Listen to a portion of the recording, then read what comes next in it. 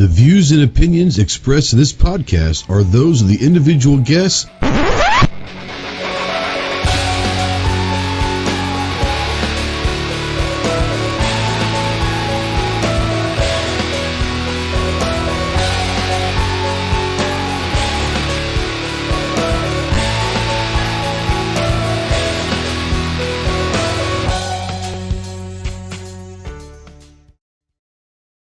What's going on, my Go Squad? Welcome to the Armed Citizen Podcast Live. This is episode number 264. Today's date for the archive is Tuesday, October 25th, 2022. We are live as always over on YouTube and on Facebook. If you're out there, go ahead and say something in the comments. We don't know that you're out there unless you do. If you are wanting to call, excuse me, got a little bug. If you're wanting to call or text into the show, yes, you can call or text in the show. Utilize a Ghost Tactical Hotline presented by our good friends Rod and Shelly Gates over at Aegis Gun Care. Check out Aegis at www.aegisguncare.com. That phone number is 530-364-4678. If you're a veteran, really anybody, but especially if you're a veteran and you're in that hole, you're in the darkness and you're looking for that light, call me, text me, email me 24/7. I cannot give you medical advice, but I'd be a pretty decent ear to listen to and maybe talk you through some stuff. If you are looking for someone that can get you some medical attention, remember two things, guys. One, you're definitely not alone in this fight. You've got a lot of brothers out here that are willing and able to help you in any way possible. And two, the world is a much better place with you in it. So please, utilize the Veteran Crisis Hotline, 1-800-273-8255. Once again, 1-800-273-8255. Or from your cell phone, just dial 988, the Veteran Crisis Hotline. As always, we're going to spotlight the United States Marine Corps. If you have any questions on what it takes to earn the title United States Marine, see the website marines.com. And as always, we're a proud member of the Self-Defense Radio Network. Go check out your favorite pro-gun, pro-2A podcast over at selfdefenseradio.net. Let me see, did Clover change the way he was, like where he was? Because I think he was supposed to be on the bottom, and I think since he has the power, I think that little bastard moved his thing up there. There you go. I wanted Clover down at the bottom of the totem pole. But anyways, what's up? I actually did not change it, but I just changed it back, so I fixed it. Oh, I think probably because you do have the power, it probably puts you up top just because you do actually have control. So it probably recognizes that, I guess. I don't know. Yeah, right when he jumped in, I noticed it switched.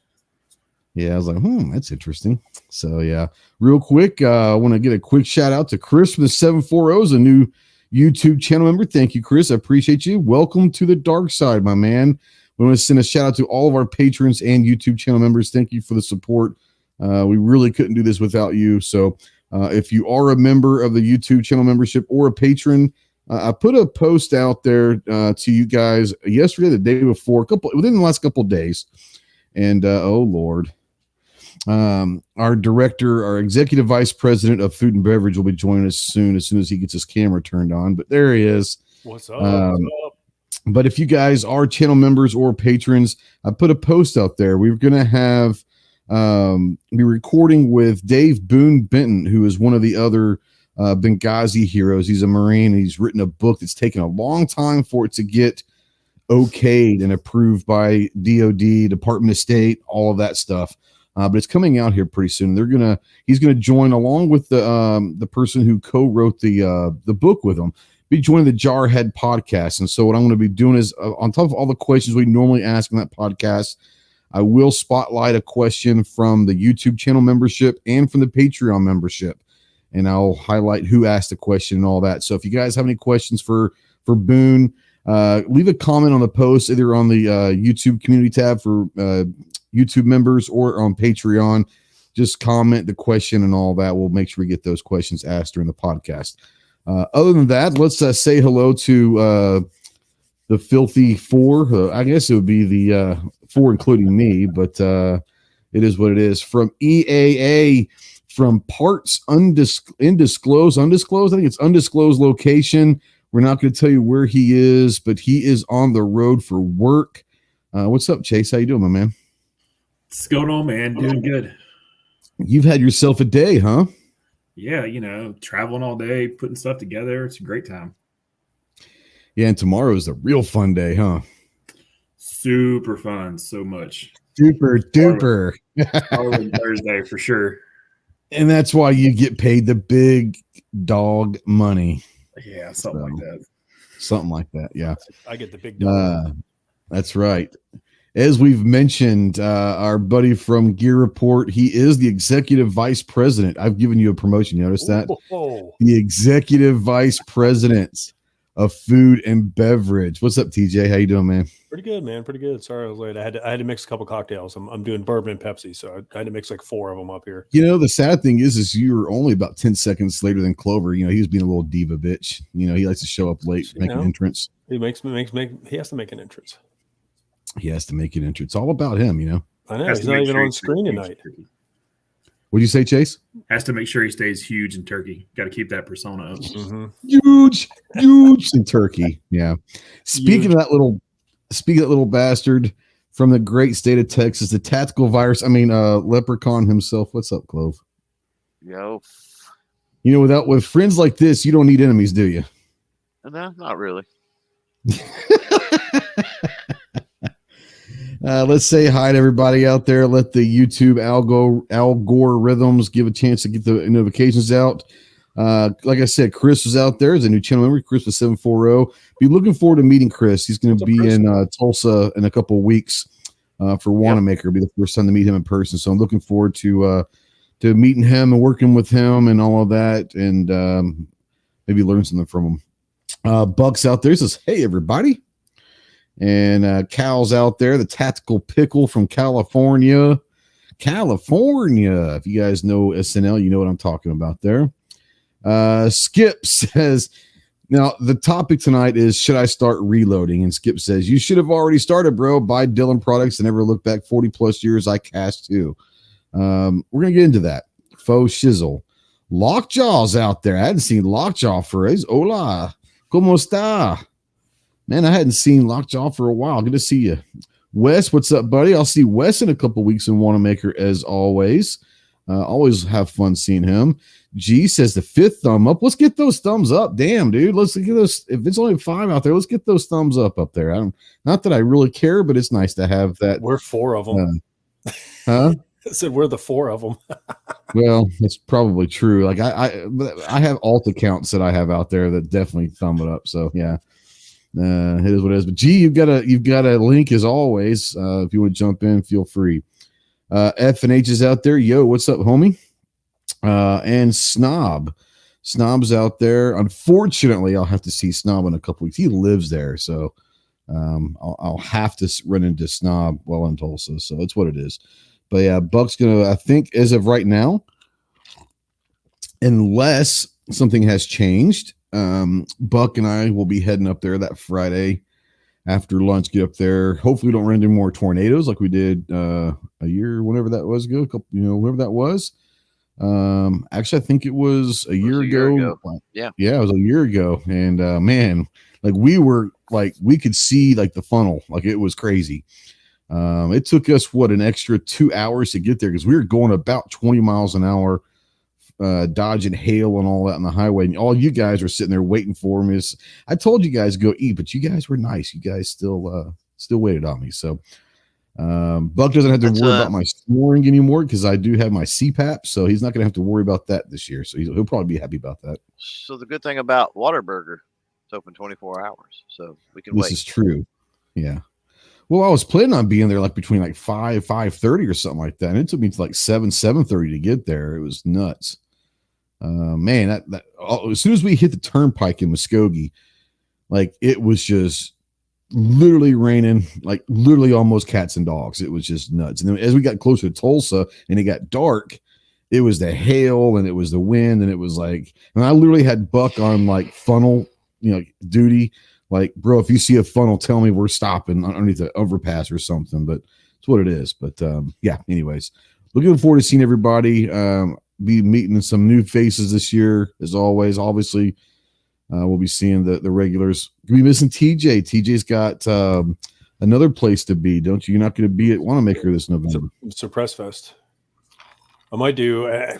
I'm debating. I might do Suppress Fest one day and then go up to CanCon the next day. We're gonna see. I'll see. That's a lot of cans in one weekend. It's a lot of quiet shooting. Yeah. Well, quieter than people, but quieter. Not. Yeah. Some of them. Yeah. Real M Keeper says hello. So yeah. Yeah, if you guys know, on our channel every Thursday, Saturday, and Monday at 10 a.m., we put out our Ghost Tactical polls over in our YouTube community tab. We have a lot of fun with them. We have some fun with a couple. We always have a gun-related one, but we also like to have a little fun with some music, some food, some movies, all sorts of weird stuff. So let's go check out our polls from this last week. Last Thursday, 1.1 thousand votes. When you see graffiti on the side of an overpass, what's the correct response? That's art, that's vandalism, or how the hell they get up there? Chase, what's the correct response in your eyes? That would be option 3. Yeah, I've always, seriously, how the hell do they get up there? And it's like, because it's like, it's on the side. So like when you're driving, it's perfectly visible. So like if they're hanging over, they're doing everything upside down, which makes it even more impressive that they can do it. Or they have a big ass ladder. I mean, like, and like, it doesn't take like 2 seconds to do that stuff. It takes a while to make this art. And it's not like no one's driving in that highway the whole time. So it's really weird. Clover, what about you? Is it art? Is it vandalism? Or how the hell did they get up there? Yeah, you got to wonder how. I just want to see it one time. Like I want to see it at 3:00 in the morning. I want to see them doing it and say, you know, I want to stop and just like, bro, like that's awesome. Like seriously, you have to go to the choice neighborhoods for that. Well, you know, you could tie. 3 in the morning. You could tie off like a little short rope ladder off the top. You know what I mean? But maybe I mean, there's all sorts of ways you could do it. I just want to know actually how they do it, like for real. I'm with you. That was my answer too. Like maybe I mean, they got a bucket truck. They're just really high tech, and they have bucket trucks now. You know, like they get a drone snapped to each foot. Oh wow, yeah, that'd be kind of cool, wouldn't it? Instead of paint by numbers, it's paint by drone. Yeah. Oh, they could probably do that now. Yeah. Oh, for sure. What's up, Snowman? 59% agree with all of us. How they get up there? Want it? 32% say that's vandalism. Only 8% of the people that voted appreciate art that is graffiti on an overpass. I actually kind of like it sometimes, you know? Yeah. You know, so it's pretty cool. You know, it's really bad on the trains that come through here. On the train cars, and I'm not saying it's bad and it's a bad thing, but there's some beautiful stuff that's done, like whole train cars with murals and stuff, and it's like they've got that kind of skill to do that with a spray paint can. With spray paint, they're that artistic, and it's like you're painting on the side of a train for like free. It's like you could literally be painting the sides of buildings and all kinds of stuff. We have a couple artists. We have a couple buildings here in our town that have side brick walls that allow local artists come and do murals and all that. It's kind of cool. Yeah. Now here's the thing, though. I know that it seems interesting, and why would they do a train car, right? One, it's stopped for hours at a time when they're not riding. It's just going to be theirs. They got plenty of time to do it. But two, just think about it. There's no telling where that train car is going to go in its lifetime. So millions of people potentially could see that one person's artwork all over the country, depending on where that train car gets loaded to. It's kind of interesting. You know, F&H says getting paid doesn't thrill some people. I get it. Smeggy's up over there in Northern California. I'm not going to say where, but Northern California area. He says he has some good art around here in the city. I bet you do, for sure. But yeah, let's see here. Our second poll we put out yesterday. I'm going to do this one first. It's only got 744 votes. I'm a little disappointed, guys. The numbers, maybe this wasn't a very good, it was a pretty boring question. I thought it was funny, but obviously not very many people voted. Only 744 votes. So, what is the average number of days between when your laundry finishes its cycle in the dryer and you actually put it away or hang it up? Immediately after, 1 or 2 days, 3 to 7 days, or it's still there? Clover, we're going to start with you. Clothes out of the dryer. How quickly do you guys get the clothes out of the dryer? Okay, so number one, my wife and I do our own laundries separate. Okay. And I can't answer on any of those because it doesn't stay in there. It doesn't stay in the dryer any more than usually a few days because my wife has to use the dryer at some point, but it doesn't get hung up for sometimes a week, if ever. It's like it goes into these baskets in the laundry room, and I just get my clothes out of the baskets. I never do. I never put my clothes up. I never do. And it drives my wife up the wall. But so I'm a mixture. Yeah. I'm a mixture of, does it come out of the dryer? Yeah. But the whole get hung up, put away, not so much. Yeah. Yeah. We, around this household, Yoko, as soon as that dryer goes off, Yoko's getting that clothes out and we're hanging it up, folding it up and all that. So it's done immediately. If it lasts more than an hour, I'll put it this way, it never will last overnight, like ever. Yoko, she drives a pretty hard ship in that. Chase, what about you? Laundry around the house. How quickly does it get taken care of? Well, if I'm doing it, like I wash a lot of my own stuff because I love my wife, but she just throws all that shit in there together. Right. And I can't. My OCD. That's my person. I love my wife, but yeah, I can't. I was taught a long time ago that everything before the word "but" really doesn't mean anything. Yeah, true story. Sometimes. But I mean, if I'm doing if it's nicer clothes, whatever, I pull them out of the dryer, hang them up. Now, like Clover was saying, when it comes to underwear, socks, like where we're at, board shorts, that kind of stuff, that shit sits in the laundry basket. And I just pull it out as I go. Board shorts. We don't worry about, I don't care about putting that shit in a drawer. I got old fast. Please tell me that you wear board shorts and an EAA tank top to work with flip flops every now and then. I do wear fishing shorts and flip flops pretty much every day. It's OSHA proof. Nicer shirt on, but yeah, TJ knows what it's about. It's a t-shirt. It actually has sleeves, not like a tank top. Okay, it's a very nice t-shirt. Hush. TJ, how quickly does Crystal get your ass to do the laundry, get it out of the dryer, and get it hung up and shit? Oh, she tries. Bless her heart. But I'll do. I'm the same boat. I do my laundry, and then I'll throw it in the laundry basket and put the laundry basket on my side of the bed. And when that basket's empty, when that basket's empty, I'll take it over, load up all my dirty clothes off the floor, and then take it back to the washer. So about 7 days. There you go. G23 says a jellyfish is just a wet ghost. That's some deep shit right there. Just saying. Yeah, that'll make boom.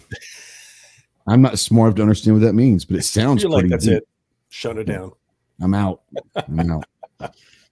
G out there says train graffiti is how the communists communicate for free on the capitalist dime. That's fair. Yeah, I could see that. Pickle out there says in Sacramento they have a yearly contest called the Wide Open Walls for those kind of. That's pretty cool. And I bet you I'm imagining. Well, here's the thing: do they every year? Do I guess they repaint those walls white and give them a new canvas, or do they leave the one that wins up all year to the next year and then paint over everything else? That'd be interesting to find out. That's pretty cool though. Smeggy says I paint a chair against the wall on train cars. People people that know what that means, and it's pretty cool. That would be a cool thing to start tagging everything with a chair against the wall. That would be a pretty awesome tag. If you know, put it that way. G says I was going to say there are always free things in train cars that have a chair against the wall painted on them. Exactly. Smeggy. I don't hang my clothes up unless I do laundry with the girls' clothes also. I take her stuff out and fold it the same day. G says, I couldn't answer that question because I don't believe in using clothes over again. That's unsanitary. I wear them once and send them away. Hey, it's what it is. G says, my wife does the laundry. Okay. Do you not help her fold and hang up? Nice. Good Lord. That. He's got her trained right, huh? Mm-hmm.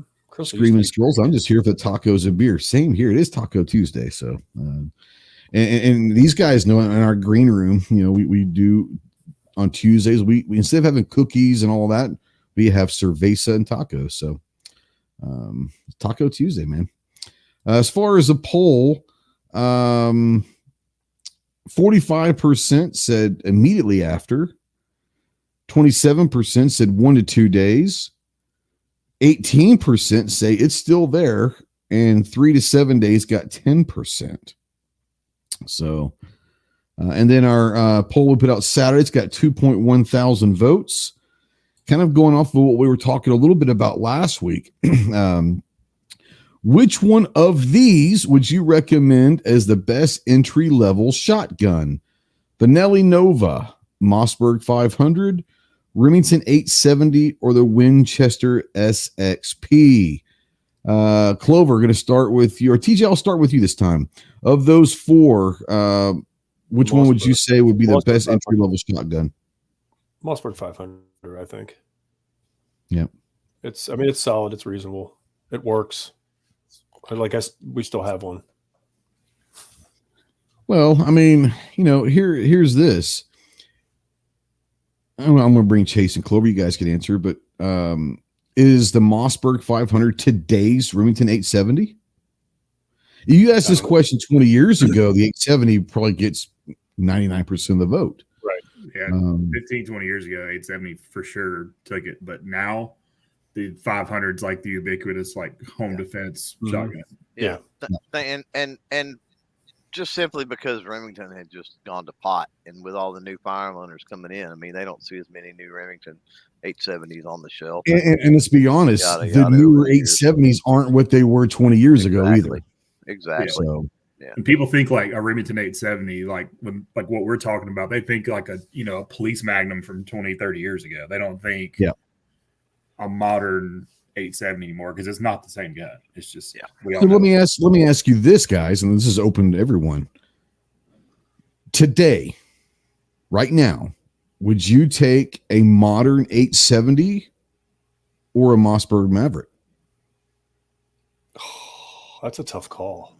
That is a tough one. I'm not so sure that I wouldn't take the Maverick over today's 870. I'm just saying. Well, there ain't no such thing as today's 870, but I get where you're coming from. Yeah, it'd be from a year or two ago. I guess I'll take the Maverick. Yeah, not but what I'm saying is we're not talking about the great 870s of years gone by. I take today's most modern. Yeah, and the Maverick. Yeah, I want to put my hands on one of the new rim arm 870s that they say they've gotten everything worked out or whatever. Yeah. Okay. But I'm going to withhold judgment on that until I see one. Until I can really, really use one to have a better opinion on it. But I would probably go with the Maverick, honestly. Yeah, I'd probably go Mossberg too. It's going to be a little bit heavier and a little bit clunkier, if you will. But I think, I would. But you're talking about the Maverick costing obviously less than the 870, and you're still probably getting an equal value as far as quality, possibly. I think it'd be a little better value. Yeah, cost versus what you're getting. Yeah. I think it's like I said, it's Maverick's got a few little drawbacks, but at the end of the day, the Maverick is what it is. It's not a bad shotgun. They don't pretend that it's anything else. Yeah, it is what it is. But you can, just like you could tweak an 870, you can tweak the Maverick. That's right. And you could probably tweak the Maverick and still be under what the 870 would originally stock cost, or about the same. Yeah. Smeggy says, don't tag with a chair unless there's stuff in there that can help the resistance. Imagine thinking you found a stash and it was just ghost painting for fun. Well, First of all, anyone that knows me well knows that I can mess up a stick figure and a circle. So me drawing for fun doesn't happen. If you see me drawing, it's for a reason. Screaming Skull says my first gun was an 870 Express Super Magnum. We talked about that last week, and once again, this is we're talking about the 870 and the 870 Express. The 870 Express that's probably their version of the Maverick. Is that right? Would you say that more or less? I would say so. Yeah. Now, if you talk about an old Express and then a Maverick, which one would you take over each? I think I'd go 870 Express. Okay. If it was like a 20-year-old 870 Express, like one of the early ones, yeah, I'd probably take the 870 Express. Yeah. Okay. They were cheaper, but they were still built right. Mm-hmm. True. Crystal's out there says, love in my Mossberg pistol grip. I agree. 500A. I've got the 590, but it's still, a 500 series, if you will. All right. I'm not going to read it, but thank you, Mandatory Carry. I'll show it, but I won't read it. He just, whatever. Thank you. Appreciate you, bud. The funny thing is he's calling fixed, not normal. Mandatory Carry is my favorite weirdo, and he knows that. I'm going to call him weird. He's a different dude, but he's my different dude, and so it is what it is. Thanks, buddy. Clover, of those four, Benelli Nova, Mossberg 500, Remington 870, Winchester SXP. What are you thinking? Hands down, bar none. Mossberg. Okay. Chase, what about you? Mossberg. Yep. I'm going to go Mossberg as well. 56% of the vote, 2.1 thousand votes, disagree and say the 870. The 500 comes in at 32%, the Nova at 9%, and the Winchester at 3%. Those people are wrong. Old people. They've got no experience. Yeah. No experience. This is a tactical channel. Keep that in mind. So, they have the ability, all these tactical people out there, to be wrong. That's perfectly fine. Well, if they're going to go that route, they should have went super. They would have gone with a 500.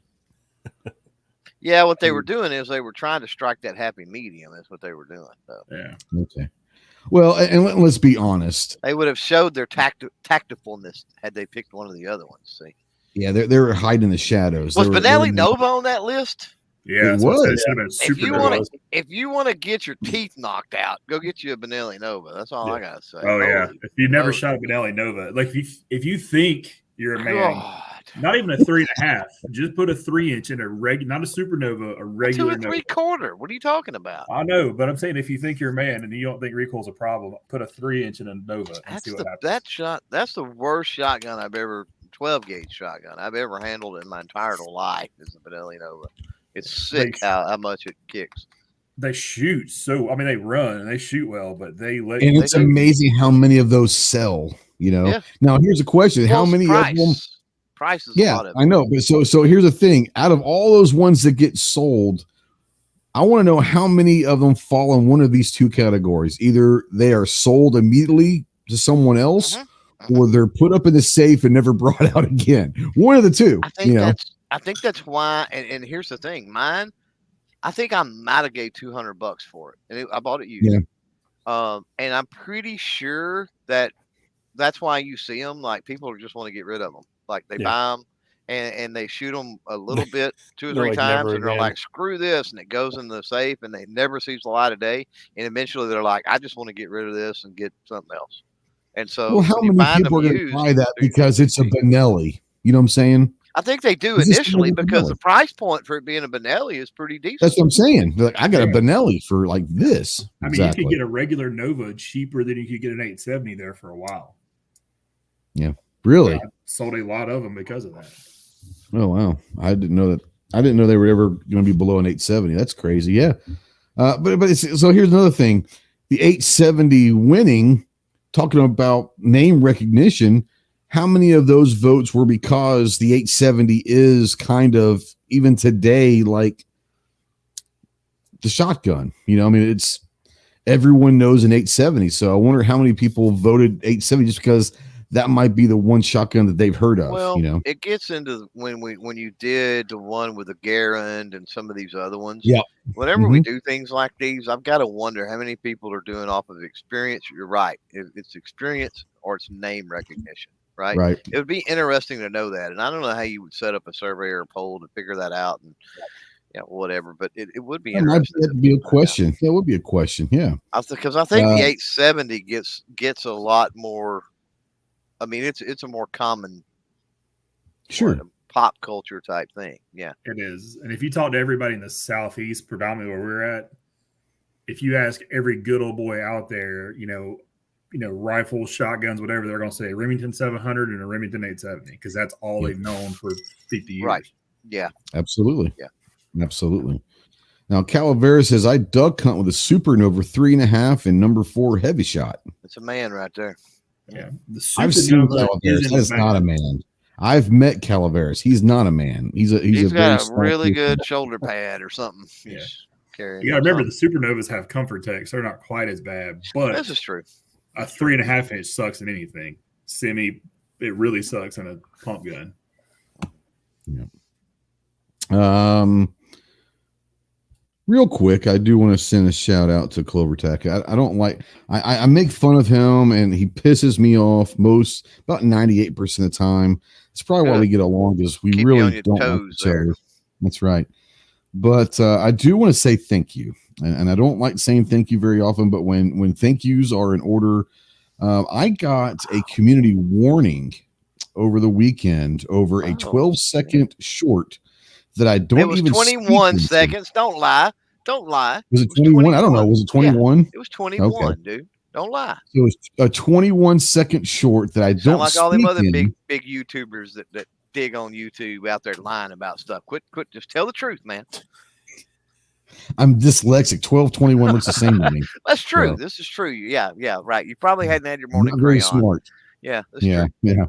I hadn't had a crayon all day that day, so I had a short that actually got a community warning for being against community guidelines for firearms. I'm like, it's a strike.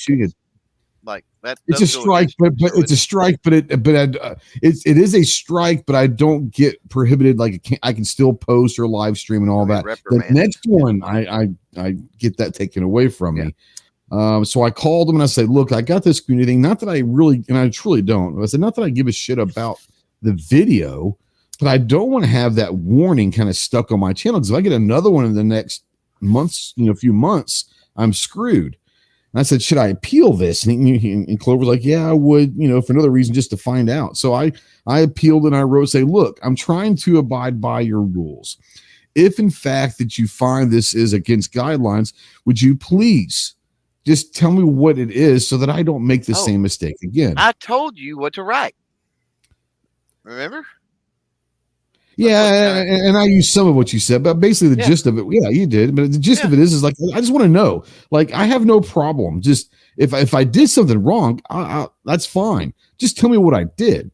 So I appealed it, and Sunday or Saturday night, whenever it was, I think it was Saturday night, I get the email back that my appeal has been rejected, and they confirmed that it's against community guidelines. I'm like, what in the hell? Right. So Clover passes it through his people that he has at YouTube, and we all make fun of Clover acting like he knows people at YouTube. We all say he's full of shit. He did, because as of a couple hours ago, it got overturned. The video, not that I carried the videos back on. I don't care about that, but the warning is gone. So the strike is gone. It's been lifted.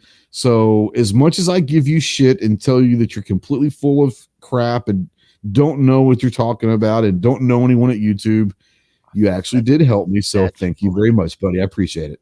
That's funny because you don't do that, but yeah. No, I don't. No, I don't. I do say thank you when thank you is awarded. And I'll say that, it helps when you have somebody, you do pay attention and you do understand it's their playground, and, you do try, right? And so it's much easier to help those types of people than the ones that just want to spit in the face of YouTube and then complain after the fact. Yeah. So, you're welcome, but you creators like yourself make it easy, is what I'm saying.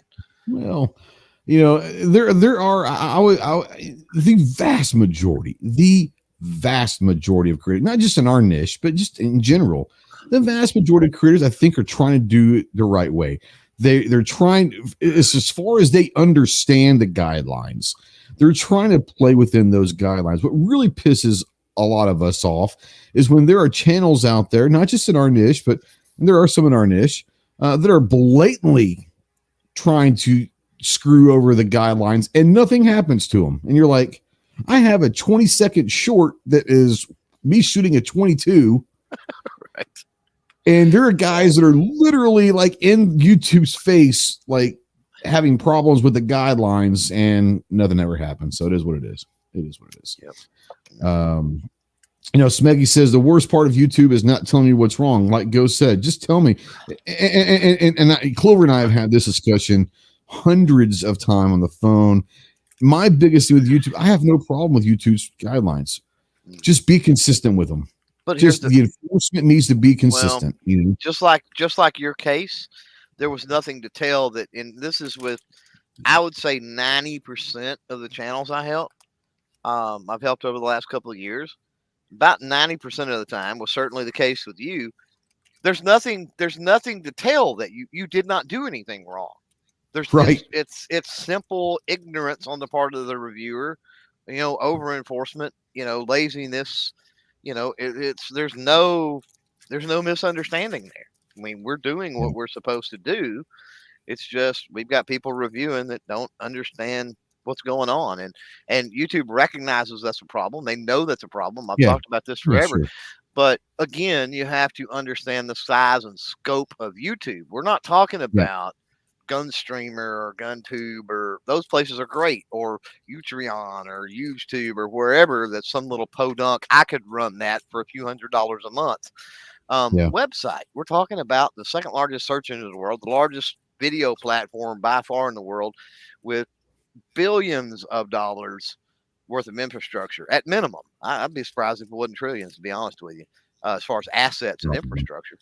Absolutely. But, and so you got to realize just the sheer amount of content and stuff that they have to deal with. And, out of tens of thousands of reviewers, you're going to get even 1% being morons, right? Or being lazy.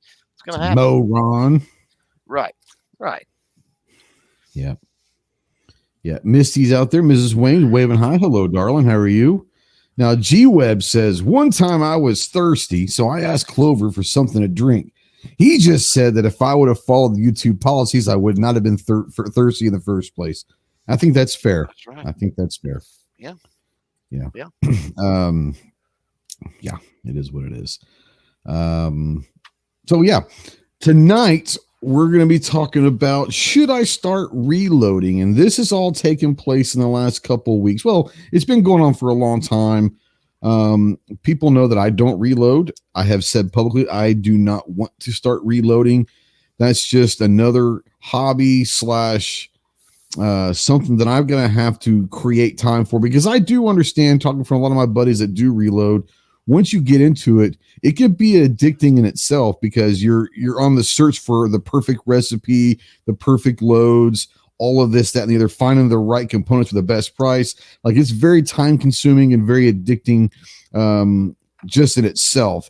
That's probably the biggest reason that I never did. Plus, ammo prices were so cheap until a couple of years ago that, like, for me, I shoot mostly like 5.56, 9mm. It's going to take a long time for me to make money, if you will, on 9 and 5.56 or 2.23. So that's one of the reasons, the biggest reason why I never did. Now, 2 years later, after this whole pandemic thing with ammo prices, they're coming back down. I found some 6.5 Creed in 140 grain. Now, they're not match grade, but it was 6.5, 140 grain, 6.5 Creed for about $1.05, which is, it was about $2.50 at one point. But I found it for about $1 now. So it's coming back. It's still not back where it was a couple years ago, but it's a lot better. But the reason why I'm thinking about doing this is for my competition shooting is the availability of getting match grade ammo for a decent price that's all the same lot number. Not saying that the different lot numbers are going to make the ammo that much different, but if you're going to have to use 300 rounds, or so to get ready for a match or whatever, it'd be nice to know that they're all going to be pretty close to what you want.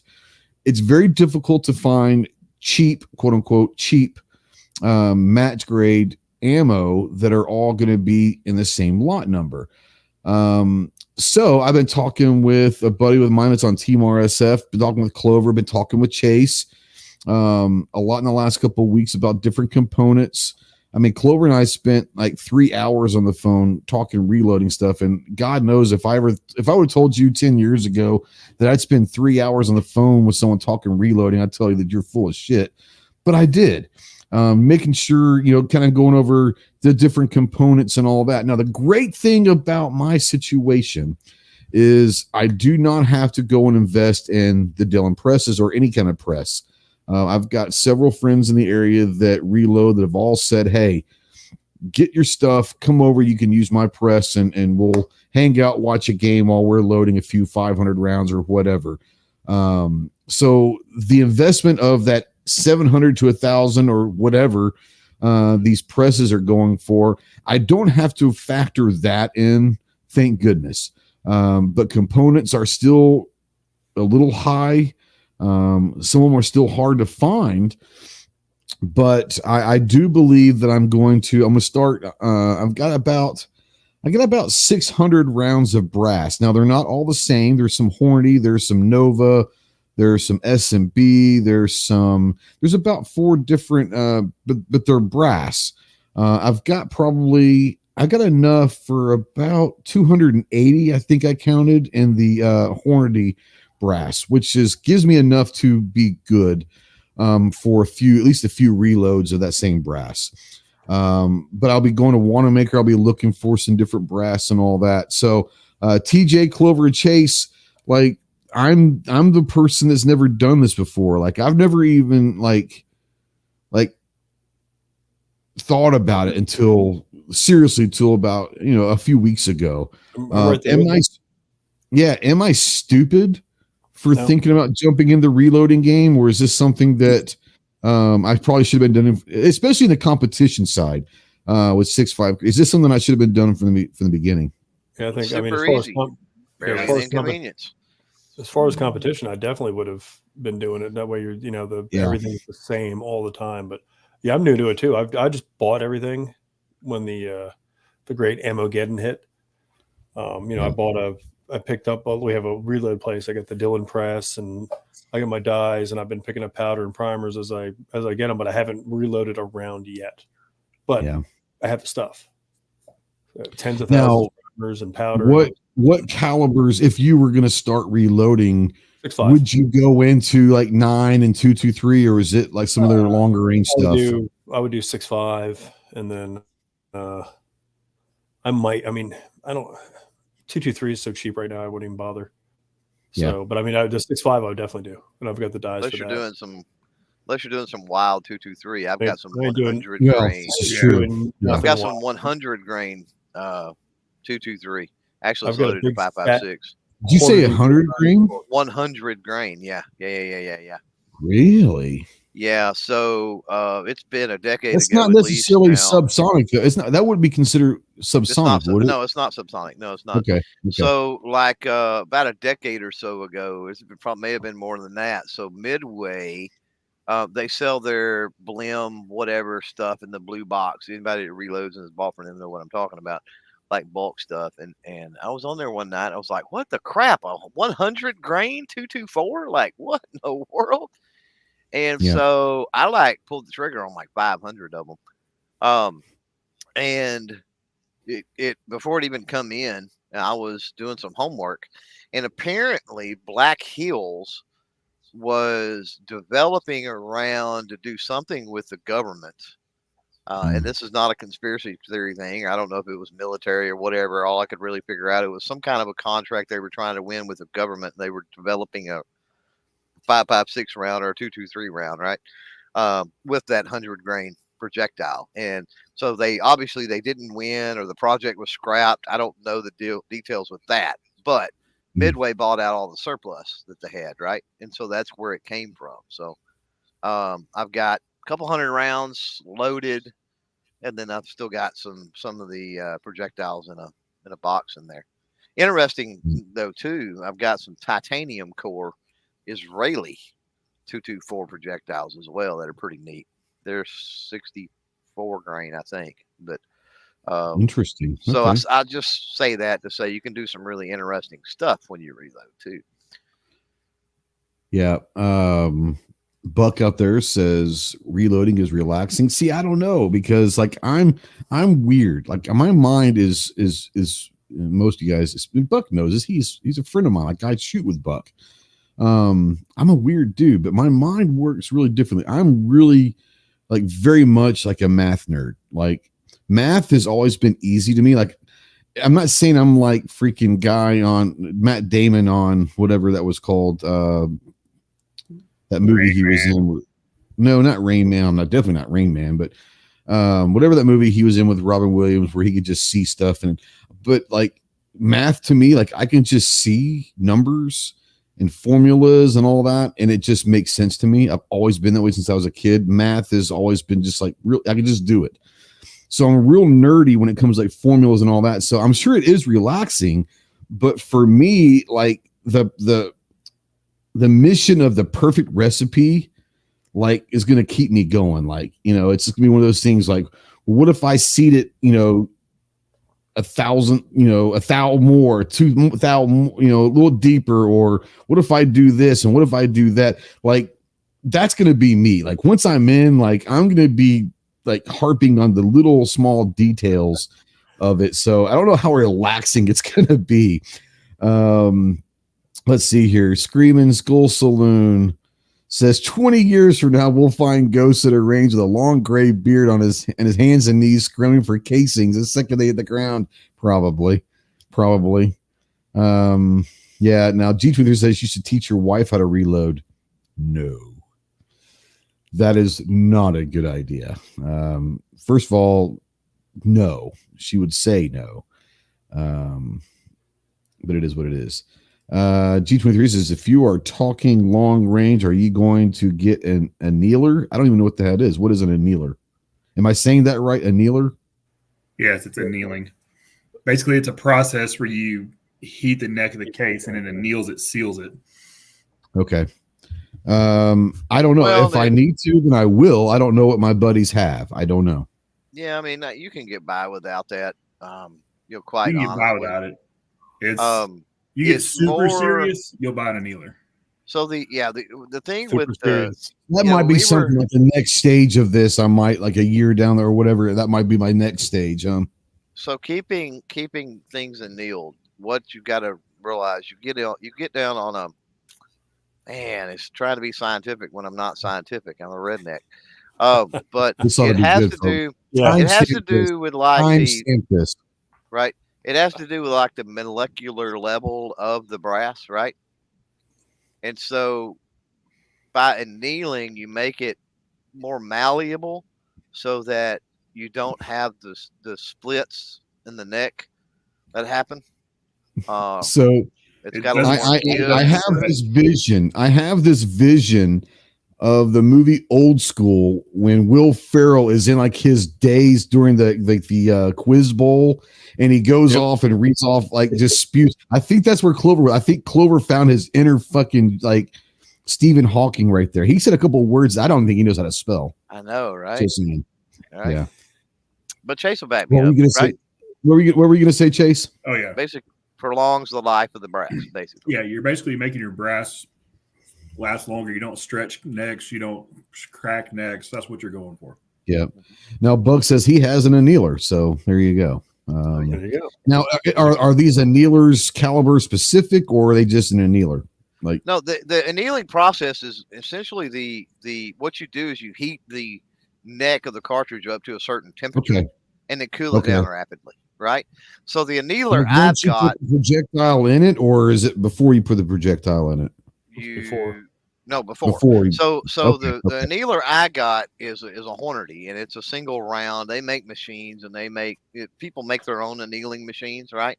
So what I do is mine is from Hornady, I believe who it is. But anyway, it's got these little jaws on it that are like spring loaded that'll hold the case head, right? So you put it in a drill. You turn your drill. I turn my drill down fairly low. I don't run it real high, but it clamps onto the brass, right, at the case head. And then I've got a propane torch on the table, right? And so I'll turn the propane torch on. Now I've got some markers that are temperature specific markers. And so before I start this process, I will take those markers and I'll draw a line across the neck on the brass. Now, when the brass heats up to a certain temperature, that line goes away, right?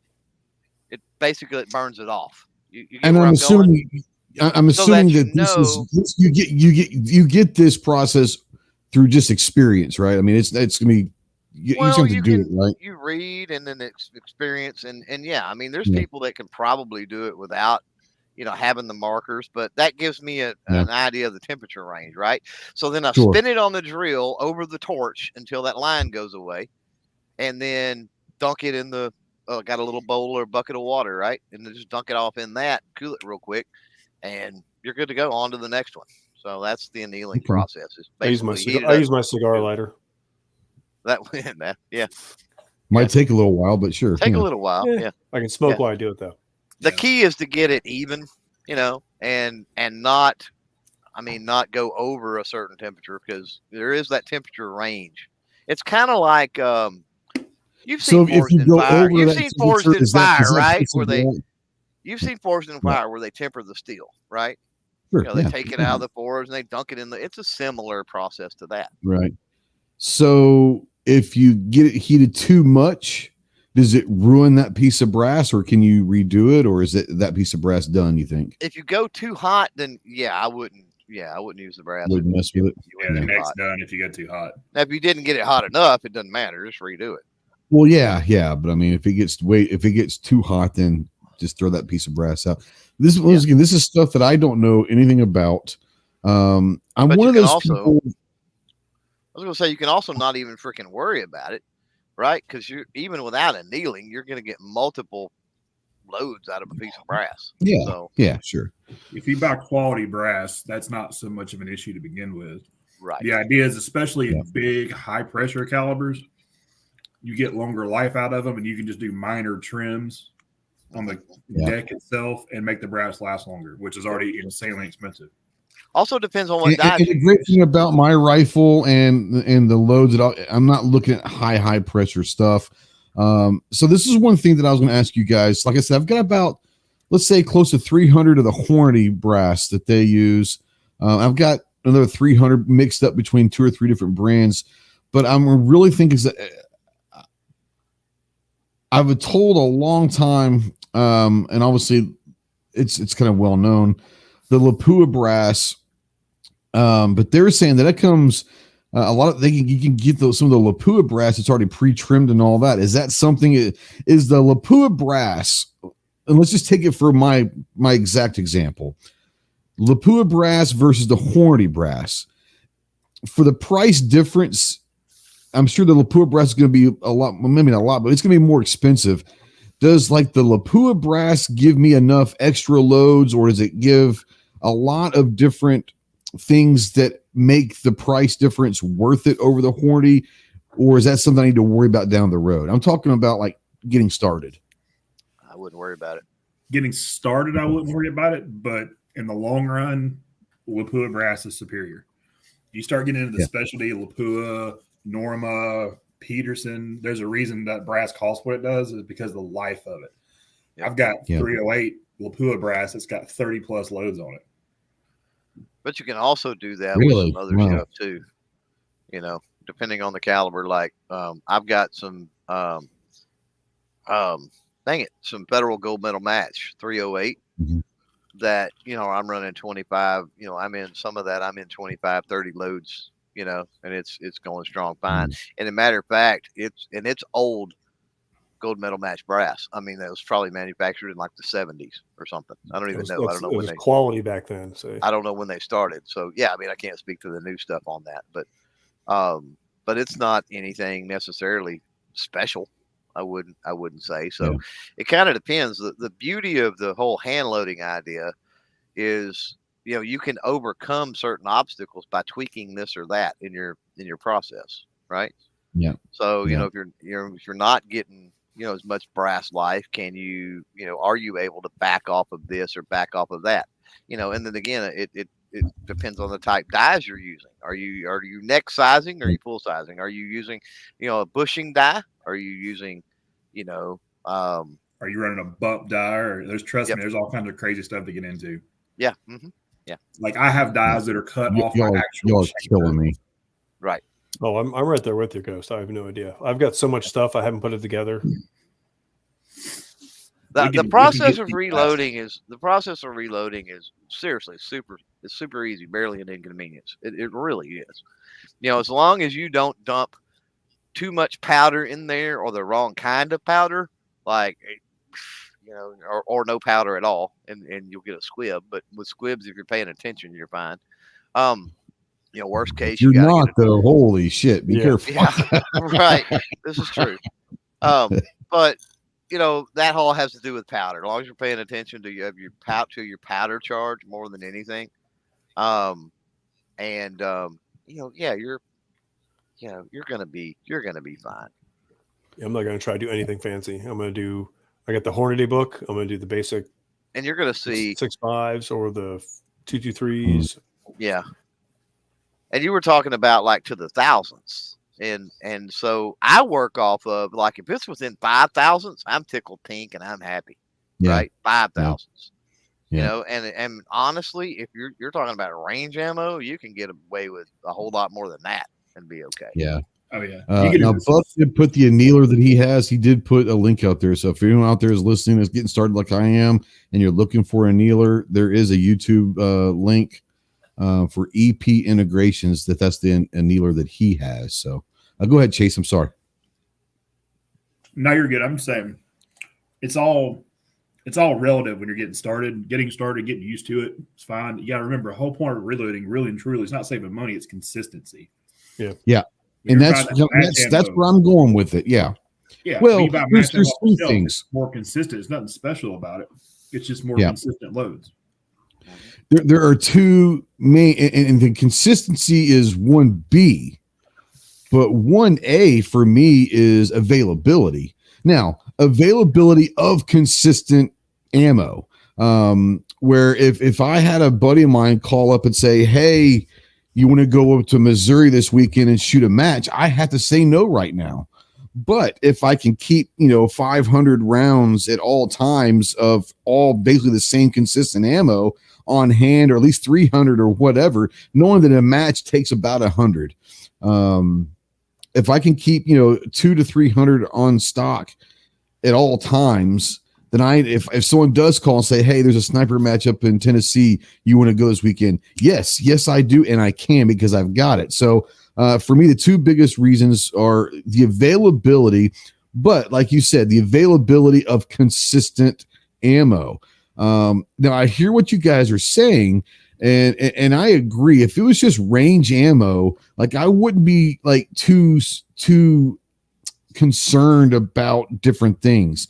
But the ammo that I'm going to be doing isn't necessarily range ammo. Now, I'm going to be using some of, like, maybe the lesser quality brass that I might only get a couple loads out of as practice range ammo, but the recipes and the components are going to be the same. But I'm reloading for competition. So I that's where I'm a little worried. Like, the question I have for you guys is, obviously I'm going to be doing a lot of testing. And the great thing is I'm part of a Discord group with my Team RSF guys, and these guys, some of them are national champions and all of that. And so they're all willing to share recipes for different loads of 6.5. and they know that, hey, I've got a Bergara. They say, okay, well, this 6.5 recipe with a Bergara my buddy has, and he does very well with it. So I'll have the availability of having some recipes, and obviously it's tweaking here and there until I get how I want it and all of that. That being said, I'm not talking like super high precision, like gotta go in the same freaking hole competitions. We're talking steel competitions, typically in PRS. MOA, 2 MOA. MOA, 2 MOA. Very rarely are you looking at a half MOA. As a matter of fact, most of the guys that I know in that realm said if you can get your gun to a half MOA, like that's freaking outstanding. Like, you know, you don't need in the PRS and now in the now you can start getting to national levels and different types of long range competition. Yeah, you might want to get to half MOA, but if you get to at least an MOA or sub MOA with your rifle, you're going to be able to do at that point. It's on you. Like the rifle's good enough. It's on you at that point. Yep, right. So I'm not looking to try to get extreme high precision stuff, but I want to make sure that I'm getting quality components that are going to give me at least the advantage over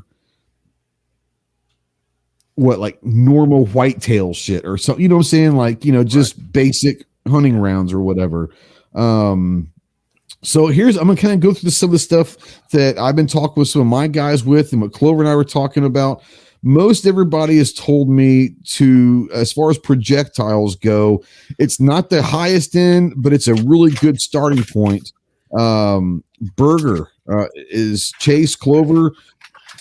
When I say they said get some Burger projectiles at 140 grain projectiles and all that, I understand they're not the highest, but they're not the Burger is everyone seems, hey, it's a really, really, really good solid choice for value. What do you guys think of the Burger projectiles? Burger, basically. Okay.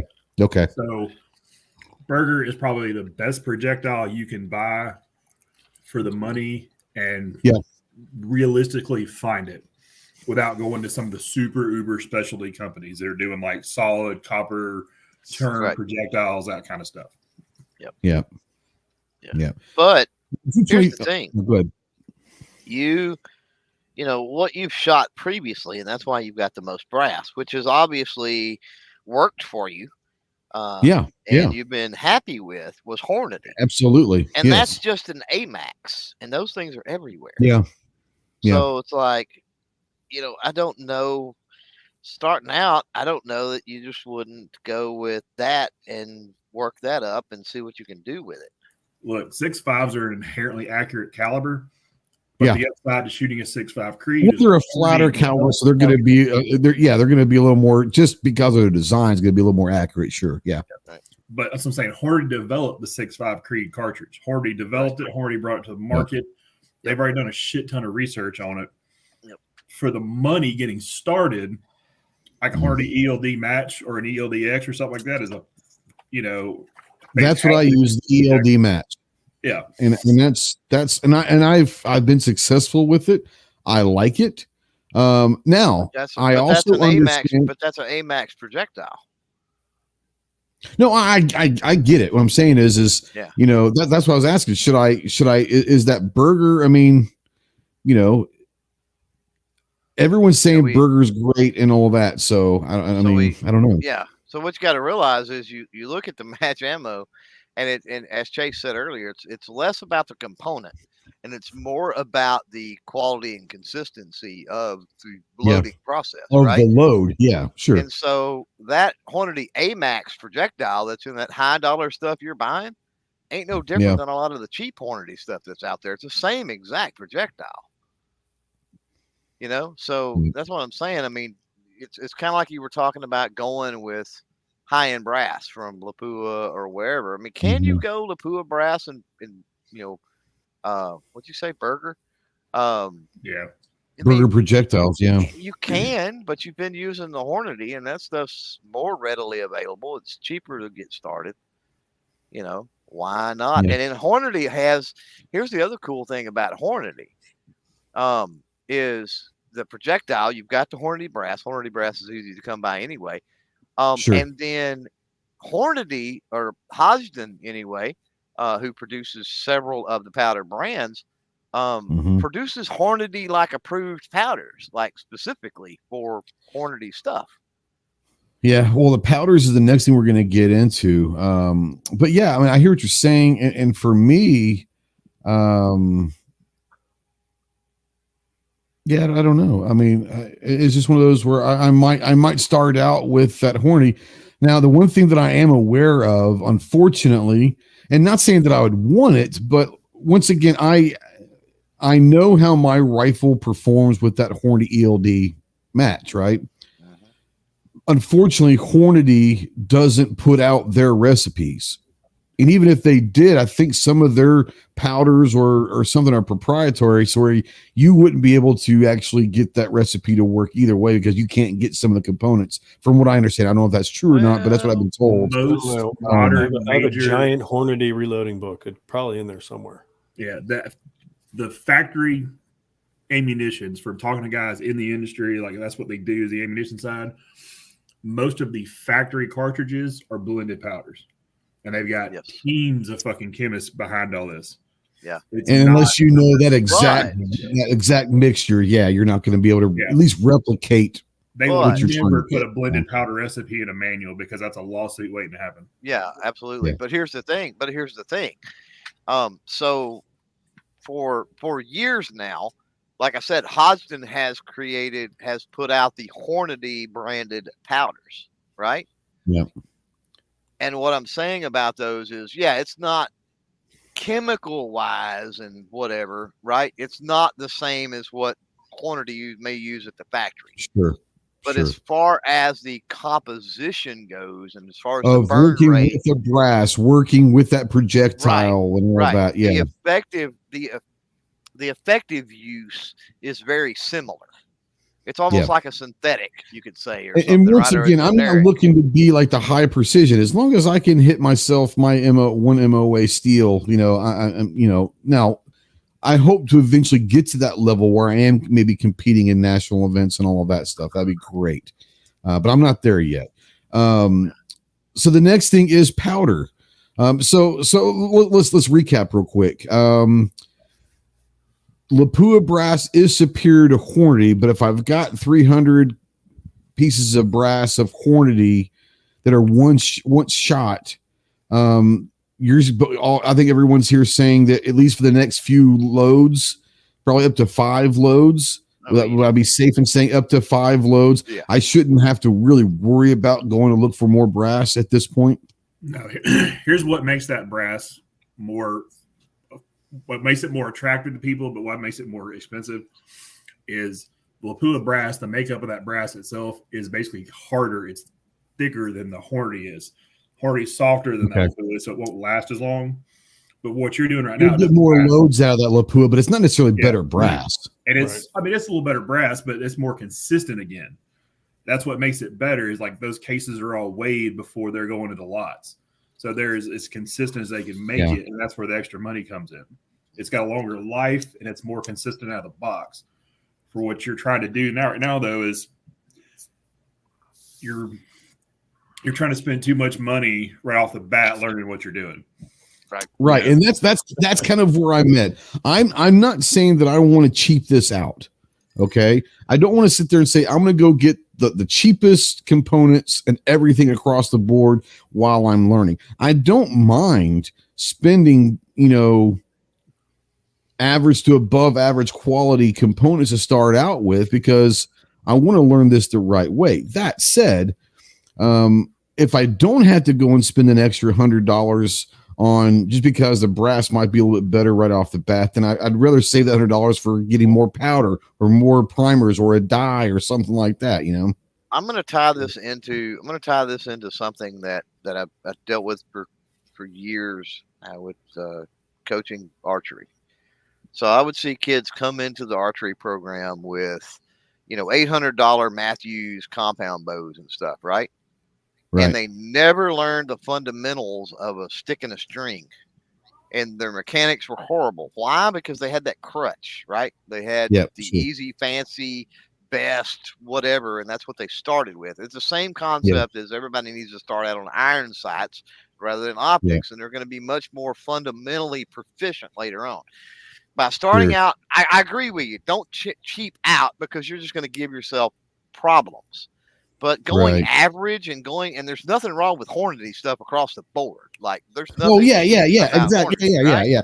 I don't want to do other things, but I'm going cheap by going Hornady. You know, somebody out there mentioned Barry's bullets, right? So I wouldn't go with like a plated bullet company or anything like that. You know, I'm not going steel case. I'm not going steel cases. Right off the bat. So I wouldn't. You already said you're not going to cheap out. You're okay with average.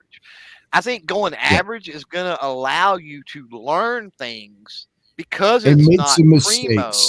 You're going to learn how to tweak this and that, and you're going to load even better loads once you increase. Once I get to those, and see that's kind of where I want to learn, because and Clover and I had this discussion on the phone. Like, one of the big reasons why I'm excited about the process of maybe starting to reload is I am that nerd when it comes to this stuff. I'm looking to learn. Like, I'm a good shot. But let's be honest, I don't know shit about the ballistics of ammo. I've never had to worry about that really. I know the ballistics of what is said by the manufacturers, but I've never had to worry about it, like me changing the ballistics of how my firearm is going to work, because I don't ever done this. So I'm actually looking forward to learning. I think I'm going to learn a lot about how my rifle works with the ammo, all of that scientific nerd stuff. Like, I'm actually looking forward to that, So learn with the average, right? Yeah, and then you don't got to go out and reinvent the wheel. You pick up, 100 rounds, or not, maybe not even that. Maybe you pick up a box of 20 Lapua brass, right? Just to try them. Once fired, and a box of 100 burger projectiles. You've spent, you're going to use same powder, likely same primers, right? Yep. And you could load that box of 20, obviously 5 different times. You've got the projectiles. Sure. And you play with that little bit of investment on that to even see if it's worthwhile. Then you go buy the lot of Lapua brass. You may decide, and I've done this before. You may decide, screw this. It's not worth changing all my recipes and changing all my stuff around. It's not worth it. And you may decide it's not worth it for what you're doing. Well, would it be nice to have the Lapua and the burgers? Yeah, okay. It might be nice to have all that, but if you don't need it, you don't need it. But who's to say that the Hornady brass with the Hornady projectiles, for what I use it for my rifle, for my recipes, don't work better than the burger and Lapua combination? Who knows? At least at your proficiency level with shooting, right? Right. That's correct. Mandatory Carry says, reinvent the wheel. Buck out there says, come join us Friday nights for reloading talk. And I guess it's the Georgia Shooting Connection. So and G23 seconds that emotion. So so I have something to think about when it comes to brass and projectiles. Obviously, knowing that the Lapua and the burger projectiles are very, very good, I can't go wrong with those. It is nice to hear that I can still utilize the 300 rounds of brass or so of Hornady, and maybe get some Hornady projectiles that start trying out stuff with. Now let's go to powder. And I don't know how to pronounce this. Hodgdon. Everyone says for what I'm going to be using it for, the H4350. Now that doesn't mean shit to me. That said, because I know there's about 3 or 4 Clover and I were looking, there's like 3 or 4 different 4350s, but from what I understand, the H4350 is the powder that I'm looking for. Now, when it comes to powder, the only name I've ever heard of is this Hodgkin, whatever it is that they're saying. Is all H4350 powder alike, or is it different by brand? Well, H43 is different than IMR 4350. Yeah, it's not even different by brand. If it's a different number at all. Are there different brands of H4350? Yeah. And if so, are they basically the same, or are they all different? Okay. Compositionally different. They've all got different burn rates. Yep. There are different ones, and no, they're not the same. I don't think any of them are the same brand. You go from one manufacturer to another manufacturer, it's probably different. The numbers do not translate. Yeah. No. There's some stuff that's extremely similar to each other, but it's never the same. Right. Gotcha. Right. It's going to need some adjustment at best. Right. And so, you've got several differences. Chase mentioned the burn rate. Right. That's something that you really got to pay super close attention to, because the burn rate affects pressure, and pressure is what makes things go boom, not bang. So that's what with powders. And if you're looking up recipes in a reloading book and things like that, and getting those powders down from that, you're not going to have that problem. No. If you're just winging or wildcatting cartridges, right? Like me, I would not do that, because I back in the 300 blackout days. Yeah, me back in the 300 blackout days, like I was wildcatting stuff. I had to be really careful. There was no published data on that mess, so you've got to 300 whisper back those days. But there are burn rate charts, right? Out there, you can Google it and you can find those, and it lists basically all the powders in order of fastest burning to slowest burning, or vice versa, right? They're all in now order. Do you want to for a long range precision, let's say out to 1,300 meters, let's say, okay, is a fast burning or slow burning? What's going to give, not for range or for hunting, but for legit like competition? Is faster or slower burning powder? Which one is better, do you think? 4350, which is one of the more popular ones for 6.5 Creed. 4350 is slow burning.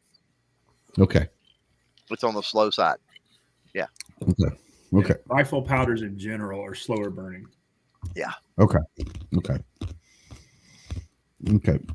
then but here's the other thing. I mentioned the burn rate, composition, right? So you've got extruded powder, which is, imagine, okay, I'm going to explain it. So you've got extruded powder. Okay, take a pencil. Total lid. gobbledygook. You remember the click pencils that you buy the pencil lead for, right? Sure. You know what I'm talking about? Okay, take that and just break. Pencil? Yeah. Okay, take the lead out and then just break it into little chunks that are, maybe 1/8 of an inch long. You know what I mean? That's extruded powder, right? So it's this little cylinder, each individual grain, right? Then you've got ball powder. Ball powder is like, help me out, Chase, like tiny BBs or something. Like, it's like minute BBs. So it's a ball, but they're really, really tiny. Yeah. What else do you got? You've got flake powder, which is usually handguns, which is literally a flake. It's like, looks like goldfish food. It looks like, it does. It looks like fish food. And then you've got some of the black powder wannabe substitutes. Gun Snob he wants me to kill myself. By the way, he says just use pistol powder, fill the case. That'll get you the best possible performance you can get. You'll get something all right. So why does the composition of the powder matter? Because of the volume. Because the volume of the case, right? The bigger those powder granules are, the less you can get in a case. You feel me? Okay. Yeah. No, I feel you. It's all about the pressure created when you ignite it. Right. Now, G23 is burn rate plus barrel length. Yeah. Traditionally, longer barrels, more accurate rifles. Well, yeah. So, but I didn't know if that's like a formula. If he's saying that's a formula or not, or that's just he's just saying that. What he's getting at there. Long barrel, long burn. The burn rates can maybe depicted upon your barrel length and what you're going to use it for. Is that what you're saying? No, I wouldn't say I wouldn't define burn rate as long and short. Burn rate is fast and slow. No, the barrel length. Right. Barrel length. So here's the thing. What he means by that is how much powder is left over by the time that's not burned by the time the projectile leaves the barrel. You want the optimal point, right? You want enough powder in that case that it completely burns up and achieves maximum velocity within that barrel by the time it leaves. You don't want unburnt powder in your barrel. And obviously you don't want to underpower it. You don't want at 3/4 the length of your barrel, all that powder to completely burn out it, and not the last quarter, of your barrel, right? It have no. So let me ask you this real quick while you're talking about this. Does twist rate play any factor in this at all? Absolutely. Okay. Yep. All right. Apparently everything plays a factor. With the weight of the projectile, yes. Damn. Let me make your head hurt more. You got to keep in mind, if you're loading where TJ's sitting right now and you're shooting where I'm sitting right now, that's going to be totally off the fucking books where you're hitting. Yeah. So you have to take all that into account. So you have to keep in mind, temperatures, pressures, all that. Right. I'm just reloading range ammo. That's all I want to do. But see, that's the problem, because I understand that the ammo that I'll be shooting here in Arkansas, Missouri, Tennessee probably will be able to work in all three of those areas. The second that I get out to Colorado, Wyoming, Utah, that's a whole different fucking load, That's where a good ballistic calculator comes in, because it takes into effect here's the situation when I loaded the ammunition and all of my variables. Now I can plug in my data where I'm at and make it work. So let me ask you guys this, because you just brought up something that I've been thinking about. So, oh man, God bless. Rabbit hole. All right. Good Lord, this might have to be like a 3-episode fucking talk. I think it is. But anyways, so let me just go down this, because this is something not only that am I interested in and need to know, but I think people out there that are maybe thinking about reloading might get this also. So we talk about reloading, and for range ammo, it may not make a difference. For like 9mm, 223, it may not make a difference, but they talk about reloading and having, I'm going to reload 10,000 rounds and have them for shit hits the fan. Yeah, you buy a Dillon 1050 and you crank them out. You buy a Progressive, and you just load the shit. So here's the thing: you just mentioned something, Chase, that the temperature in which you load plays an effect on the performance of that round. So if I was going to go to a match next weekend, not this coming weekend, but the next weekend, okay. And I know where it's going to be. I know the elevation of where it's going to be. I can look at the extended forecast and know it's going to be roughly temperature. Like, do I load that now, or do I load that maybe a few days prior to the match when we're talking about temperature? Let's say it's 10 degrees warmer now than it's going to be that during the match. But I know that next Tuesday it's supposed to be about 10 degrees cooler. Should I wait till that Tuesday to load? Is it going to make that much of a difference in the temperature that is when you actually load, or what? I think a good calculator will compensate for it. Dude, did he misunderstand what you said, Chase? Yeah. Because you were talking about once you have your load down, it's going to be different if you go somewhere else. Yeah, because I'm at sea level right now. Yeah. You're at sea level versus altitude is totally different. Yeah, but you're talking about what that round is going to do. You're not talking about. He's saying when you load it. Not when you load it. No. I'm asking. So it doesn't matter when you load. No, as long as you load it for where you're going to take temperature out of it. Say take temperature out of it.